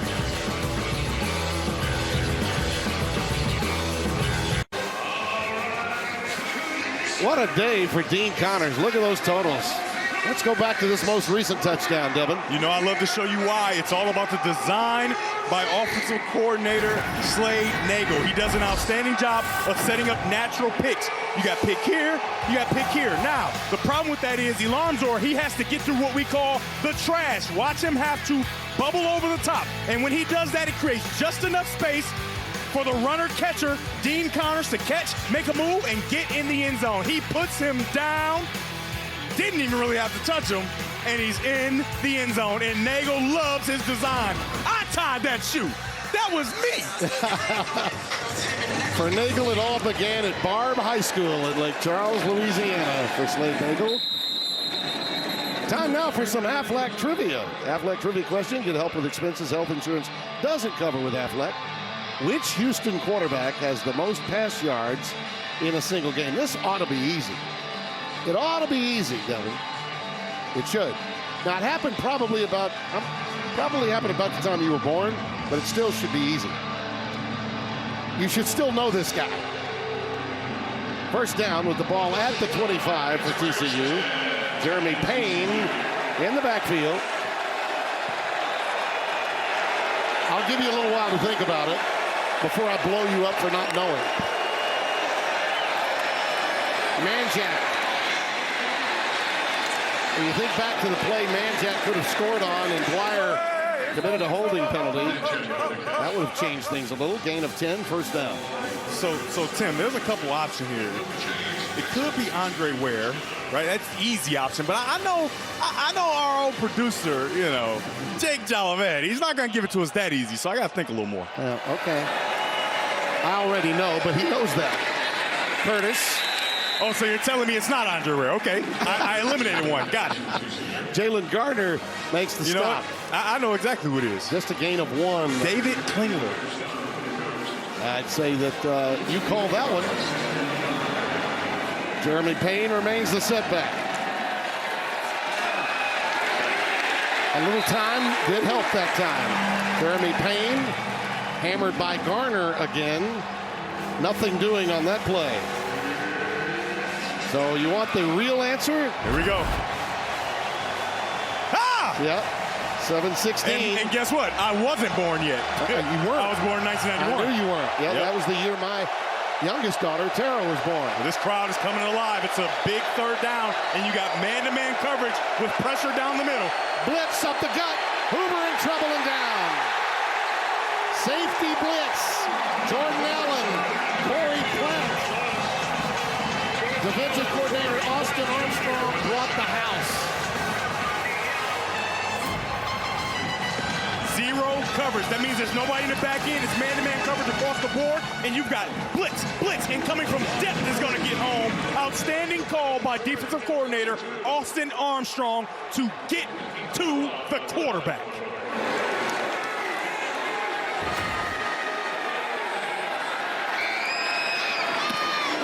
Beautiful punt by McCaslin.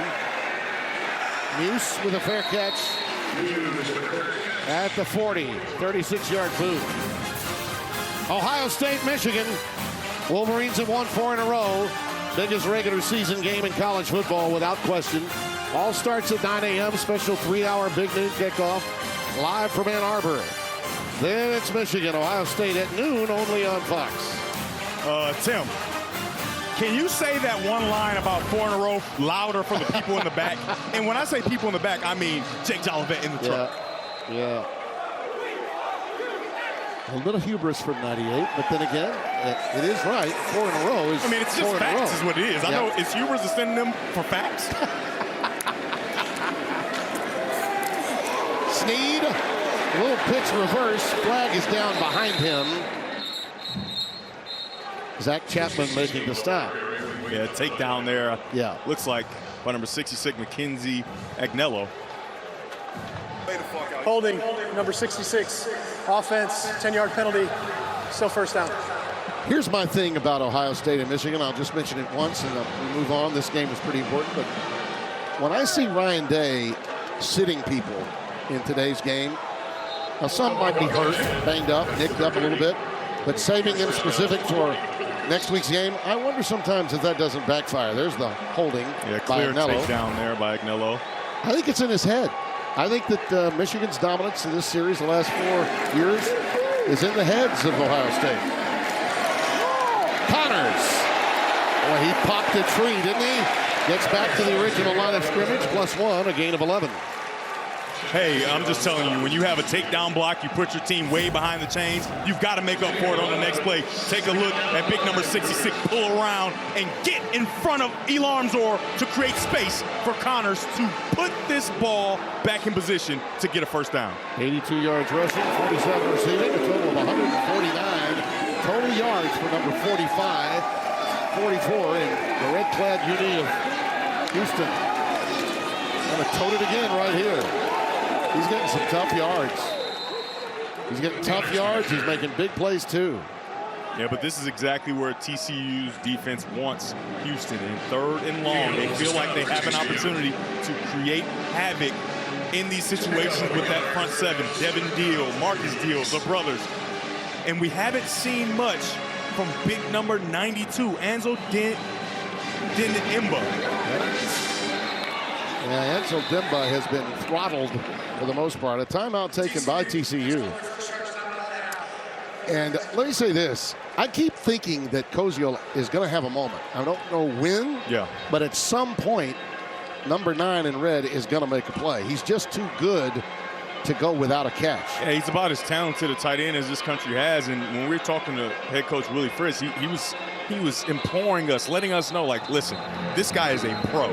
His catch radius, his ability, he's becoming a better blocker, but he makes his money as a wide receiver. And Josh has a little more on Koziel. Josh? Yeah, when Koziel was at Ball State, he watched the tape of tight ends that played at small schools like Trey McBride, Colorado State, 2 guys that are pros now, just to figure out how to make a name for himself at a small school. Led to him becoming an All-American at Ball State and got him on the radar of Houston, and here he is, guys. 3rd in the Big 12 with 5.7 catches per game on average.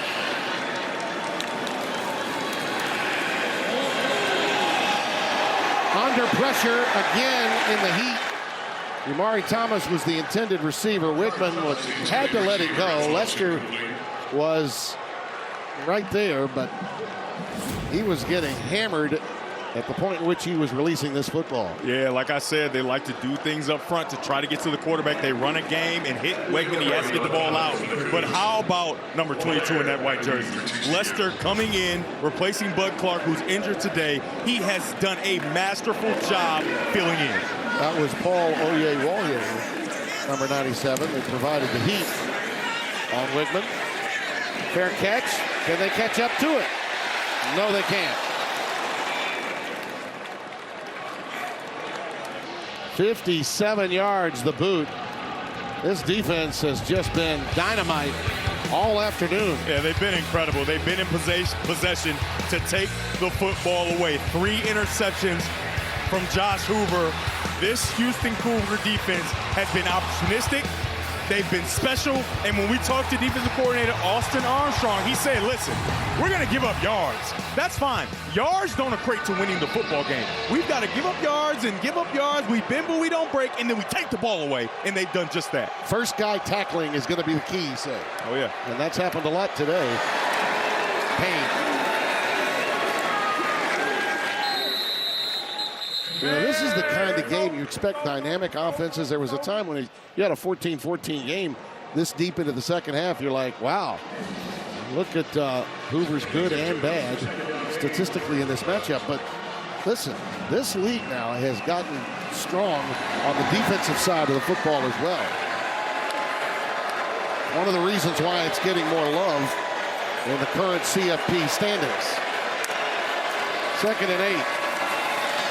Payne.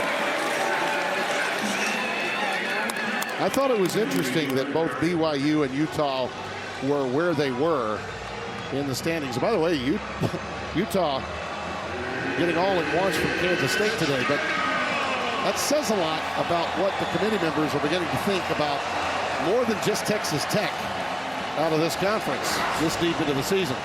3rd down and 2. Speaking of BYU, Cincinnati awaits them at the nip. Jason Benetti and RG3 will have it for you. The offensive line has done a great job clearing holes, but they go to play action. Pressure, and the pass is dropped by DJ Rogers. Would have had a first down.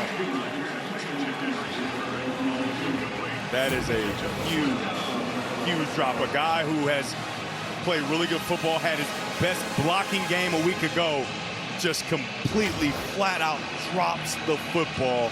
That's heartbreaking for head coach Sonny Dykes.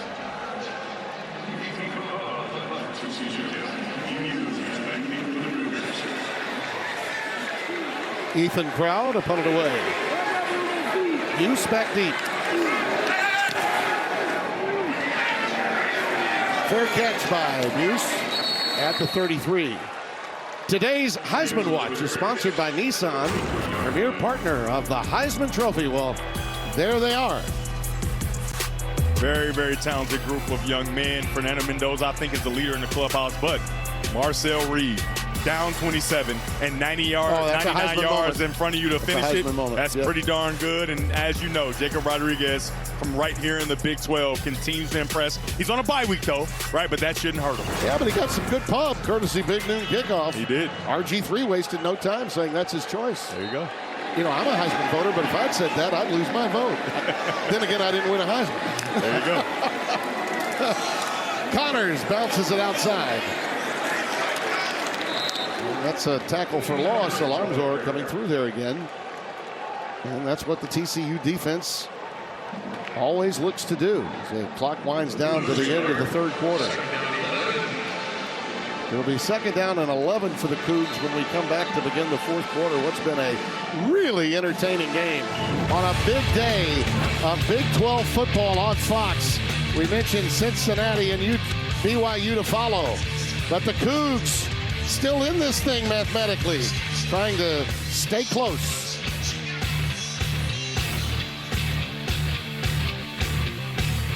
Sponsored by Geico. It feels good to Geico. Look at that ball control, would you? Yep. And vital at this stage for Houston with the ball, but behind the sticks just a little. Second down and 11 coming up as we open the fourth. 3 wide with the extra tight end. And Connors off the play fake. Passes incomplete. They're looking for a flag. Not going to get it. Kobe Young went down, got tied up with Channing Canada. I guess they're going to say he just got his legs tied up. That looked like it could have very easily been flagged. Yeah, it was a little bit of legs tied up, but he's got hands on, right? So with hands on and the receiver, that's pass interference. Oh, absolutely. That is a missed call by the officials. Yeah, it is. I mean, he maybe does fall a little on his own, but he was helped by Canada for sure. No question. In a relatively well-officiated game until then. Wegman checked down to Connors, and he dropped it. That's the first time he looked ahead before bringing it in. He's very upset with himself. Yeah, I mean, he still probably got that pass interference, clear pass interference on his mind at home, right? The crowd's into it, and you don't throw that flag. I have no idea how that flag stayed in the pocket of the official. Couldn't agree more. So Doherty will have to punt it away. Jordan Dwyer is back deep in single safety. Inside his 30. It's going to back him up a little. He's got room to run, though. Did he outkick his coverage? Look at this. Look at this. Dwyer. I think he just ran out of gas. I was about to reverse field as he got near the sideline, and I think he got a little gassed. Didn't want to pull a hammy. Man, it was so impressive to see this return because he didn't think that ball was going that far. But for the punter, you don't punt the ball high enough, right? And so your coverage can't get down there. You give Dwyer an opportunity to see what's going on downfield, and he makes good on this return, almost gets into the end zone. Watch as he sees. He's about to reverse it. He knows, uh-oh, look out. Fritz is an old special teams coach. He takes that personally. And yesterday's walkthrough concentration point really was on special teams. 1st and 10 now for the Horned Frogs at the 29 of Houston.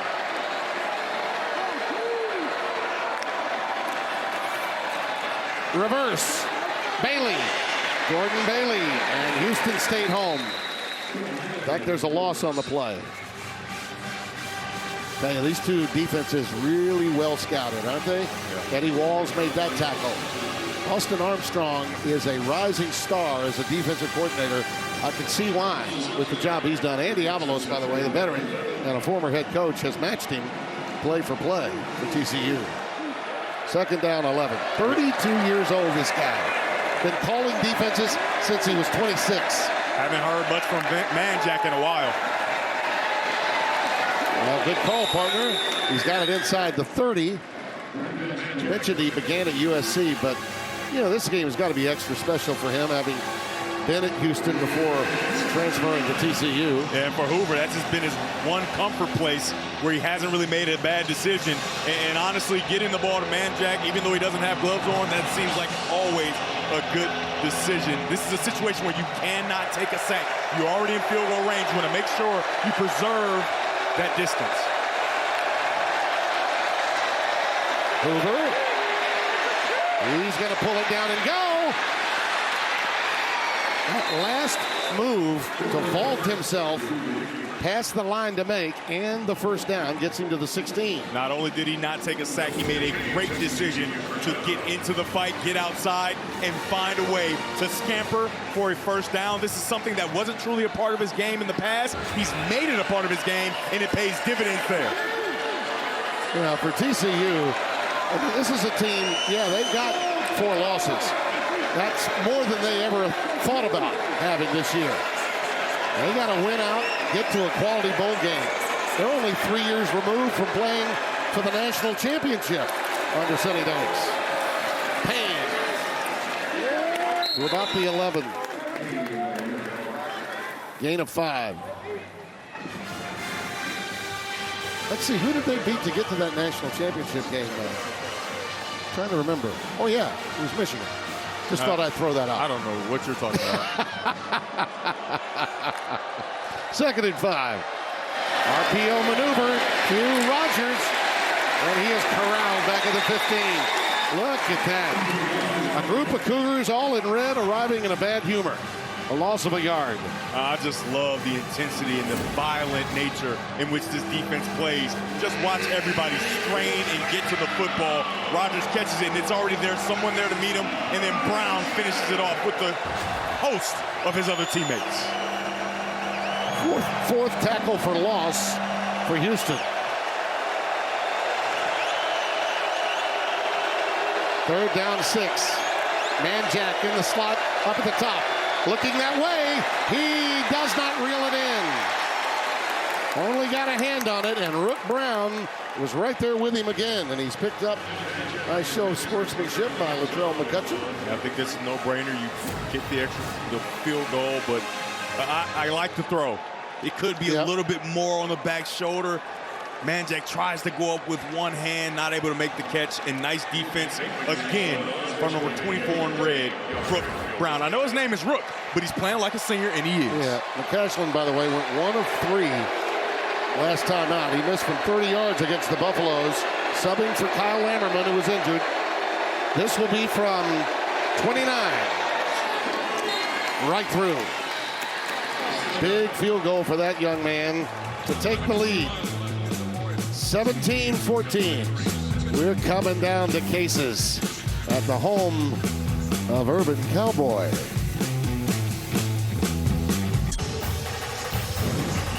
Fox College Football, sponsored by Pacific Life, building confident futures for nearly 160 years. And by Genesis Motor Company, Motor America, Genesis. Uh-oh, got the sprinkler working. That's your go-to, man. That's my go-to. That's your go-to. That's the one that got me in trouble with Spencer on TikTok. No, I don't think that was it. Well, I think it was you. I think it was something else. My arm was on that, doing that, and then I kind of hoisted. That's sort of what happened. No, sir. That's my story, and I'm sticking to it. It was not. By the way, Spencer Tillman, a proud Houstonian. We're in his town. Ate at his restaurant last night. Vic Anthony's, one of the best steakhouses around. That'll go through the end zone for a touchback. Well, the timeline for Willie Fritz, 2-time JUCO national champion at Blinn. He was a conference champion at Central Missouri. Look at that stat. 2-time conference champion at Sam Houston State. That's in Huntsville, Texas, about an hour from Texas A&M. Sun Belt champion at Georgia Southern. That was after Irk Russell got it going in the 80s.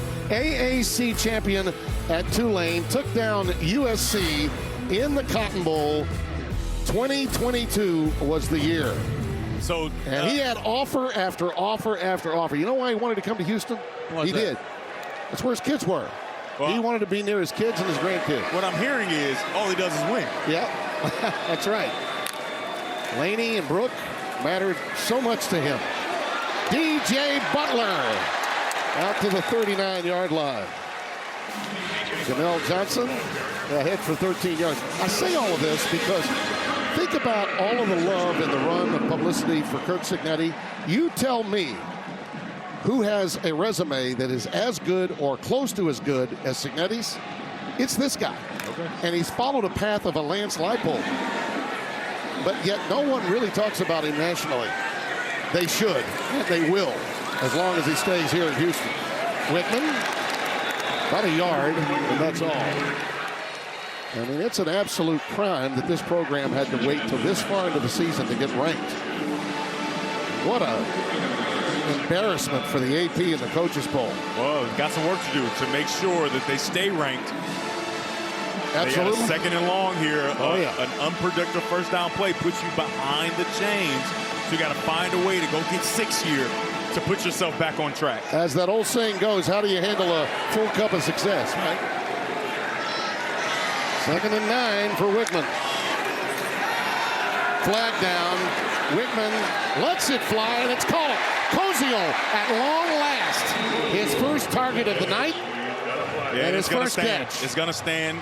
The defender for TCU is lined up offsides. Number 0, Zach Offside, Jackman. number 0. Defense, penalties decline. First down. Well, we finally got the answer to when will we hear from Tanner Koziel. And you don't know the cool thing? He hasn't been frustrated. He's been encouraging his teammates on the sideline. And not only that, he's been blocking his butt off. But he never got a ball thrown to him. And when you have such a good attitude, when your time is called, that's how you make the play. A great job there by Tanner Koziel. You can make a case that he's been a great decoy for Yamari Thomas and for Dean Connors coming out of the backfield. Out of the shotgun. Whitman with time. Underneath to Butler. DJ Butler inside the 40 to the 37-yard line.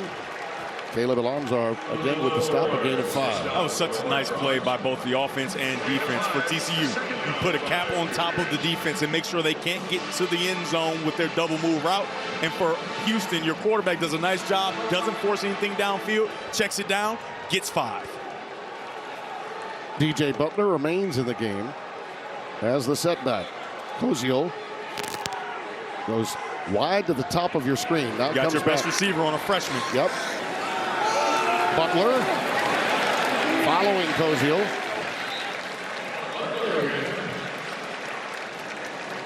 That's Oye with the stop, number 97. Amari Thomas, number 0 in the slot. They just sub out their true freshman. I would imagine that Andy Avalo said, I love your game. I don't want to have a true freshman guarding the best receiver on the football field. In comes Jordan Lester, who's had a heck of a day in the back end. He really has. For TCU. I mean, for them to be without Bud Clark, they've played really well in that back end. Here's the matchup right here. 1st and 10. Whitman underneath, crossing pattern, Thomas. Tremendous stop by Naomi Obiizor.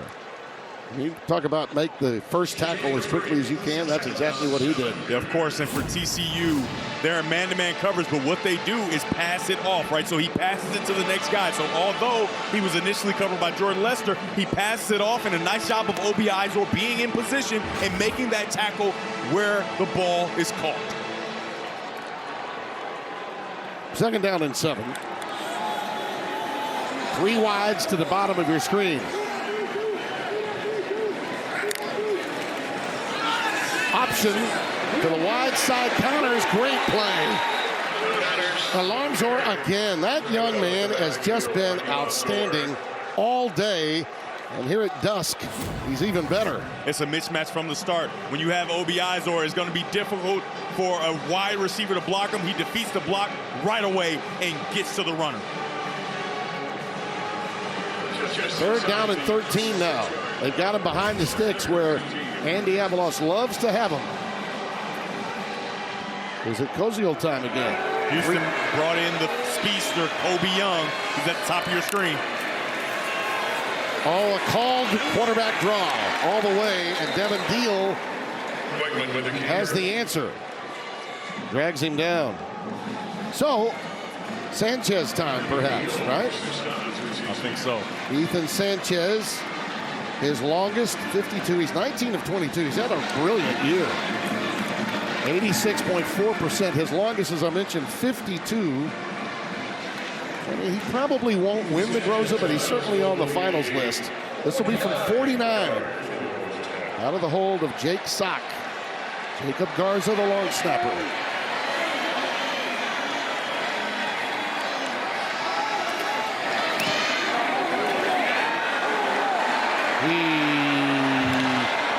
He didn't get it.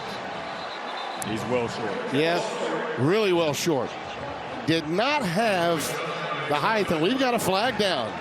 They're excited over there on the TCU sideline. Illegal formation, more than 4 in the backfield. Kicking team, penalties decline.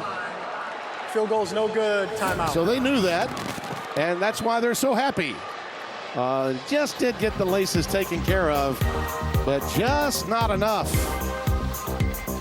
Not even close enough to be a crossbar unkind. Timeout. Well, the Cougar fans are still in it, thinking good thoughts. Even though they're down 3 and their field goal kicker, who's been really good all year, had a poor effort from 49 yards to hopefully tie the game. It did not happen. TCU takes over. And they have it at the 31. Denman in the backfield. And again, Kendall Briles moves those wide receivers to the opposite side. And there goes Denman breaking tackles, getting to the second level quickly. They'll only be 3 yards shy of a first down, a gain of 7. That was Sione Fotu with a stop, the Mike linebacker. 2nd and 3, going quickly. Denman again. He's ahead to the 42 for the first down. Travion McCutcheon with the stop after a gain of 4. And this defensive line for Houston, you can see they're getting frustrated because it's always just one guy, right? 3 guys get their guy in the backfield, and then one guy gets beat, and it allows for the runner to find space. They've got to find a way to work in unison and try to hold strong at the point of attack against this offensive line of TCU. Well, as their offense bogged down after such a quick start, their defense has saved the day for them. Andy Avalos' defense has really come up big here in the second half. Hoover underneath to the tight end, Curtis. Chase Curtis has it into Houston territory at the 43, a gain of 15. Oh, such a nice job by Curtis finding a way to uncover. His initial route was covered. He sees the defense start to flow, and then he just kind of slides to the right, and he's open for Hoover to find him. Cougars have come up with some big plays using turnovers primarily. And I think that's what Austin Armstrong is thinking about now. We need someone to step up, whether it's been Will James, Jordan Allen, or certainly Carlos Allen up front. 1st and 10. Out of the shotgun. Denman again. You keep getting 5 or 6 yards on first down, it'll be difficult to stop them. Kentrell Webb with that tackle after a gain of 6. Yeah, defense coordinator Austin Armstrong, he said, listen, we understand that sometimes they're going to give up yards, but he said it's difficult to score and sustain drives. But for TCU, they're doing a very good job here of sustaining drives. But if you're Josh Hoover, you can't get greedy. Continue to stay with what you're doing. Death by 1,000 cuts. You don't need the big one. And particularly now with the clock on TCU's side. Tick, tick, tick, tick, tick. As we get to the 4-minute mark. Houston with all 3 of its timeouts remaining. Denman, another first down. To the 33 of Houston. And after that missed field goal and good field position, this has been as the doctor ordered for Kendall Briles' offense. Think about it. The first quarter, TCU scored 14 points at 148 yards. Houston only had 25 and no points. But since that time before this drive, TCU had outrushed them, outpassed them, and outscored them 14-3. But they find themselves down now 17-14 with that little time remaining.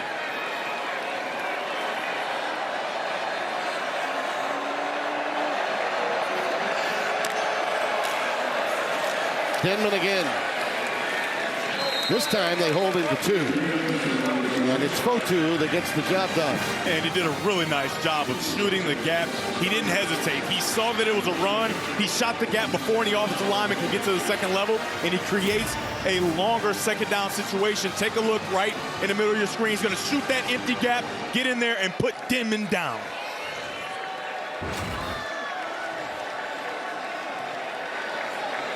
Second down and 8. Fritz is probably thinking, okay, we need a stop here. I'm going to have to start using my timeouts. Play fake, bubble screen, man jack. First down inside the 15 to the 14. Now you're in panic mode if you're Houston. You're in trouble now. A well-designed play. You've run the ball so well on those second down plays where you fake a run and then you go to the quick screen out to one of your most reliable targets, man jack. And he's going to take the timeout before the 2-minute timeout. He can stop the clock 3 more times with that 2-minute timeout. 2 timeouts remaining, but a 2-minute timeout automatically coming after the next play. Stay right where you are. 160 years.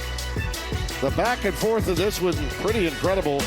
Hoover struggling, turning it over 3 times via the interception, but his defense has had his back. Connors leading the way for Houston to bring them to a tie, but the field goal was made by McCashlin, and the one for the Cougars was not. And therein lies the difference. 1st and 10 from the 12. Handoff to Denman. Denman still keeps those legs churning down to the 9. Gain of 4. And we were talking during the break as we hit the 2-minute timeout. We were talking about it earlier. There's no question this is a team that at this stage probably is better served when you think about it. They are better served probably not passing the ball at all. Probably should keep it on the ground. Yeah, especially when you're getting the push that you're getting with the offensive line. Denman, I talked about earlier in the game that he has pop. He's a true freshman, but I think he can be trusted with the football. Yeah. You do not want to put this ball in the air unless you absolutely have to, and you go and you get 3 if you have to. Get the 3, but if you're Houston, you got to be mindful of getting that ball. Any way you can keep them out of the end zone, you still have a shot. Absolutely. That's exactly what you should be thinking if you're Houston. That bend, don't break mentality, that's already what they have. So you stay with that. Of course, you'd love to get a turnover or stop them, but at least hold them to 3 and give yourself a chance. Well, I'll tell you what, Andy Avalos' defense, as much as we've talked about the young star defensive coordinator that is Armstrong for Houston, Andy Avalos has gotten more than he ever dreamed without Bud Clark in his back end. I mean, they've been outstanding defensively in the second half. Straight to Denman on the Wildcat. And Houston was ready for that. They'll give him 2, and then another quick timeout. Houston wanting to preserve all of that time. They get the opportunity with the 2 minutes. Austin Armstrong is like, hey, this is like a juggling act. I'm trying to get it back, and I'm trying to get it back quickly.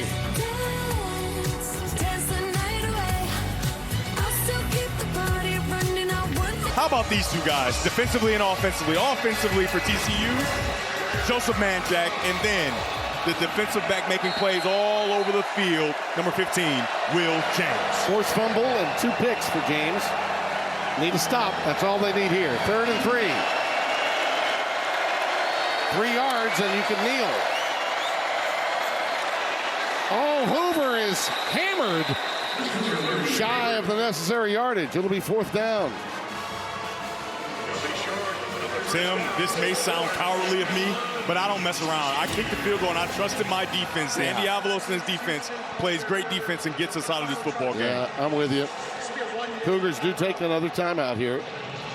Yeah, this is not the time to get too greedy, is it? Yeah, I would take the 3, and I would imagine that you take the 3 and you say, defense, you got to stand up and stop this team from going down 80 yards. Here's something else to consider. Remember in the first half, Houston could have taken a 3, chose not to.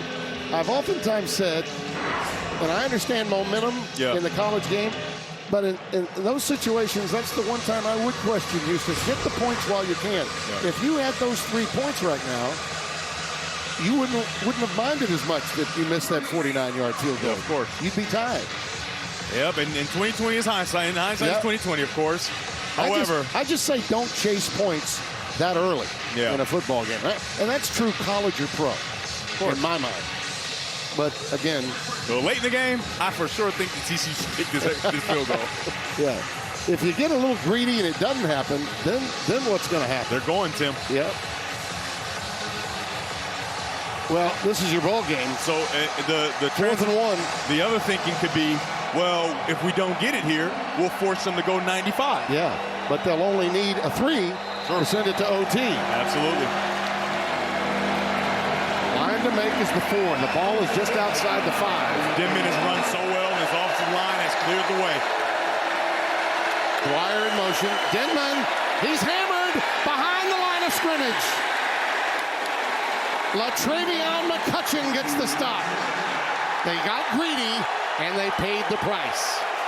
And his coach is James Ross. And I watched them on the sidelines before the game doing drills to make sure you are violent at the point of attack, and then you can get inside and make plays on the runner. He was hitting guys before the game even started. He stops there. He finds a way to get inside. An outstanding job by Trey McCutcheon. Ethan Sanchez is the happiest player on the sideline right now. And now you're giving your offense a chance. How about Armstrong? That 32-year-old defensive coordinator pumped. From York, Alabama with love. Dean Connors in the backfield. 3 wides. Wigman's pass caught. There is a marker down right where Martin caught it. Jaquise Martin, number 80, with his first target and reception. I think this may be a formational thing, either offensively or defensively. It looks like they were legal for Houston, enough guys on the line of scrimmage, but we've got to wait and see. Michael Vandervelde is our referee.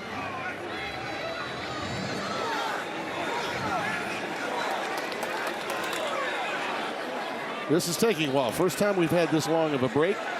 Waiting to hear what the call is. Are they picking it up? Offside, number 92 lined up in the neutral zone. Good call.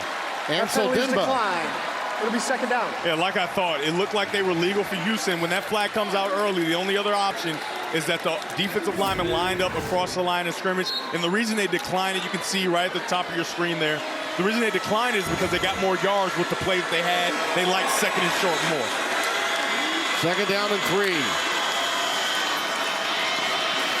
Pass is caught. Oh, it's dropped. Koziel had it. And as he tried to bring it into his chest, he dropped it. Jamel Johnson, that is a shocker that he did not catch that one. It's about as uncharacteristic a drop as we've seen in this game. This is a sure-handed tight end. We showed the stats. He is so dependable. He's been dependable all season. That time, he has a drop. And that's the most dependable receiver with the most receptions, 56 on the year. Only one today. Third down and 3. Need the first down. Crossing pattern. Thomas. Yamari Thomas has it. Past his own 35 to the 36. Lester the stop. Now, the line for them to make to get into field goal range would be the 35 of TCU. That would leave him about a 50-yarder. He's in trouble. There he goes. Connor Wigman. Hello. How do you do?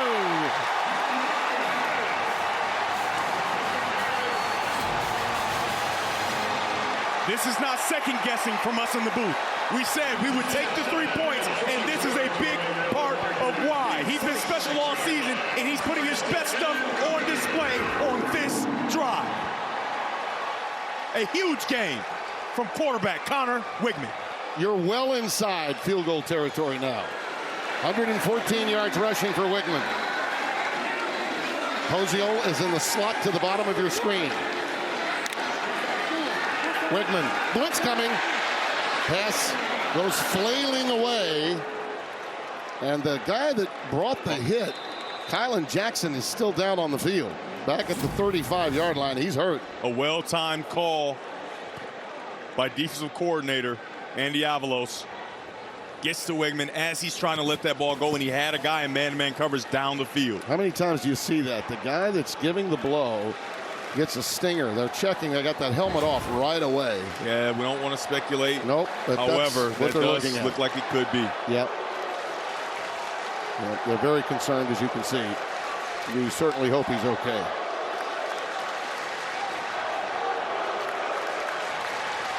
What a well-timed call by defensive coordinator Andy Avalos. He's had an unbelievable game. Yeah. He really has. These two defensive coordinators, they both take great pride in giving their team a great chance to win.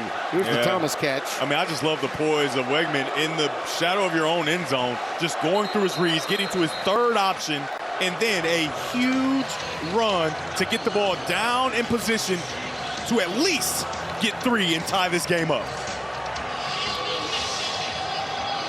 Now, the good news is they did get Jackson up and over to the sidelines. We certainly hope he's okay. 2nd down and 10. And you talk about these defensive coordinators, and they couldn't be more different. 32 years old for defensive coordinator Austin Armstrong. Feels like he's just getting started. Yeah. Connors. Pretty clear they're trying to get that ball centered. And they'll give Ethan Sanchez an opportunity at redemption. And you know, Tim, I don't know. I don't feel like Willie Fritz is trying. I think he wants to go score this ball and put it in the end zone. Do you? That's just a play that I think he thought would work. Let's see. Out pattern, Koziol. He's got it at the 20 and knocked out of bounds. They're going to say he's still in bounds. Are they going to stop the clock now? Yes, they are. I think TCU did. Yeah, the clock should have continued to run. Yeah. And that's a really well done job by the officials, because he wasn't moving forward as he went out of bounds, right? He's tackled backwards, and because he's tackled backwards, he's not making a football move out of bounds, so the clock will continue to run. You can see the referee right away starts to wind his arm. Nice job by the line judge, understanding the situation, and TCU takes the timeout. With the ball at the 20. That's a mistake by TCU, I believe, because I think you force them to try to hurry up field goal, and then there's a little bit of duress, and then you take a timeout to maybe ice the kicker if they get there in enough time. I don't think they knew that the clock was going to continue to run. Well, and then they've lined this up on the right hash now, which evidently is where they would prefer having it. The attempt here for Ethan Sanchez will be 43 yards. 38 yards, I beg your pardon. Line it up at the 28 for a 38-yard try to tie this game. Angle left from the right hash.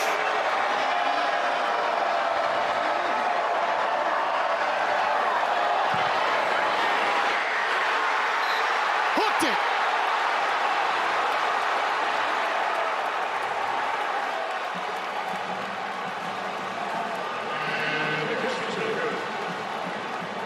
Complete and utter silence in the stadium. 19 of 22 coming into today. One of the top field goal kickers in the country. And he missed the first one, didn't get all of it. This time, hooked it. And how many times do you see that after one miss? An overcompensation, and Willie Fritz can't believe it. That's it, he said. And that is it. What a game. And the holder, Jake Sock, there to console his kicker. And for this man and for that quarterback, boy, this ends a skid that they were really tired of. Yeah, a skid of us calling their games and then losing them. All road games, by the way. Of course. All road games. At K-State, the really tough one for them was the Arizona State Friday night game when they were up 17-0. And controlled that game. Had total control of that game. As we told him, though, before the game, probably a good idea to have had our meeting on a Zoom instead of in person. Yep. And next year, give us a home game. What a job by both these defenses. Yeah, it was a wonderful game. Oh, absolutely a wonderful game. Both these coaches obviously should be proud of the way their team strained and fought.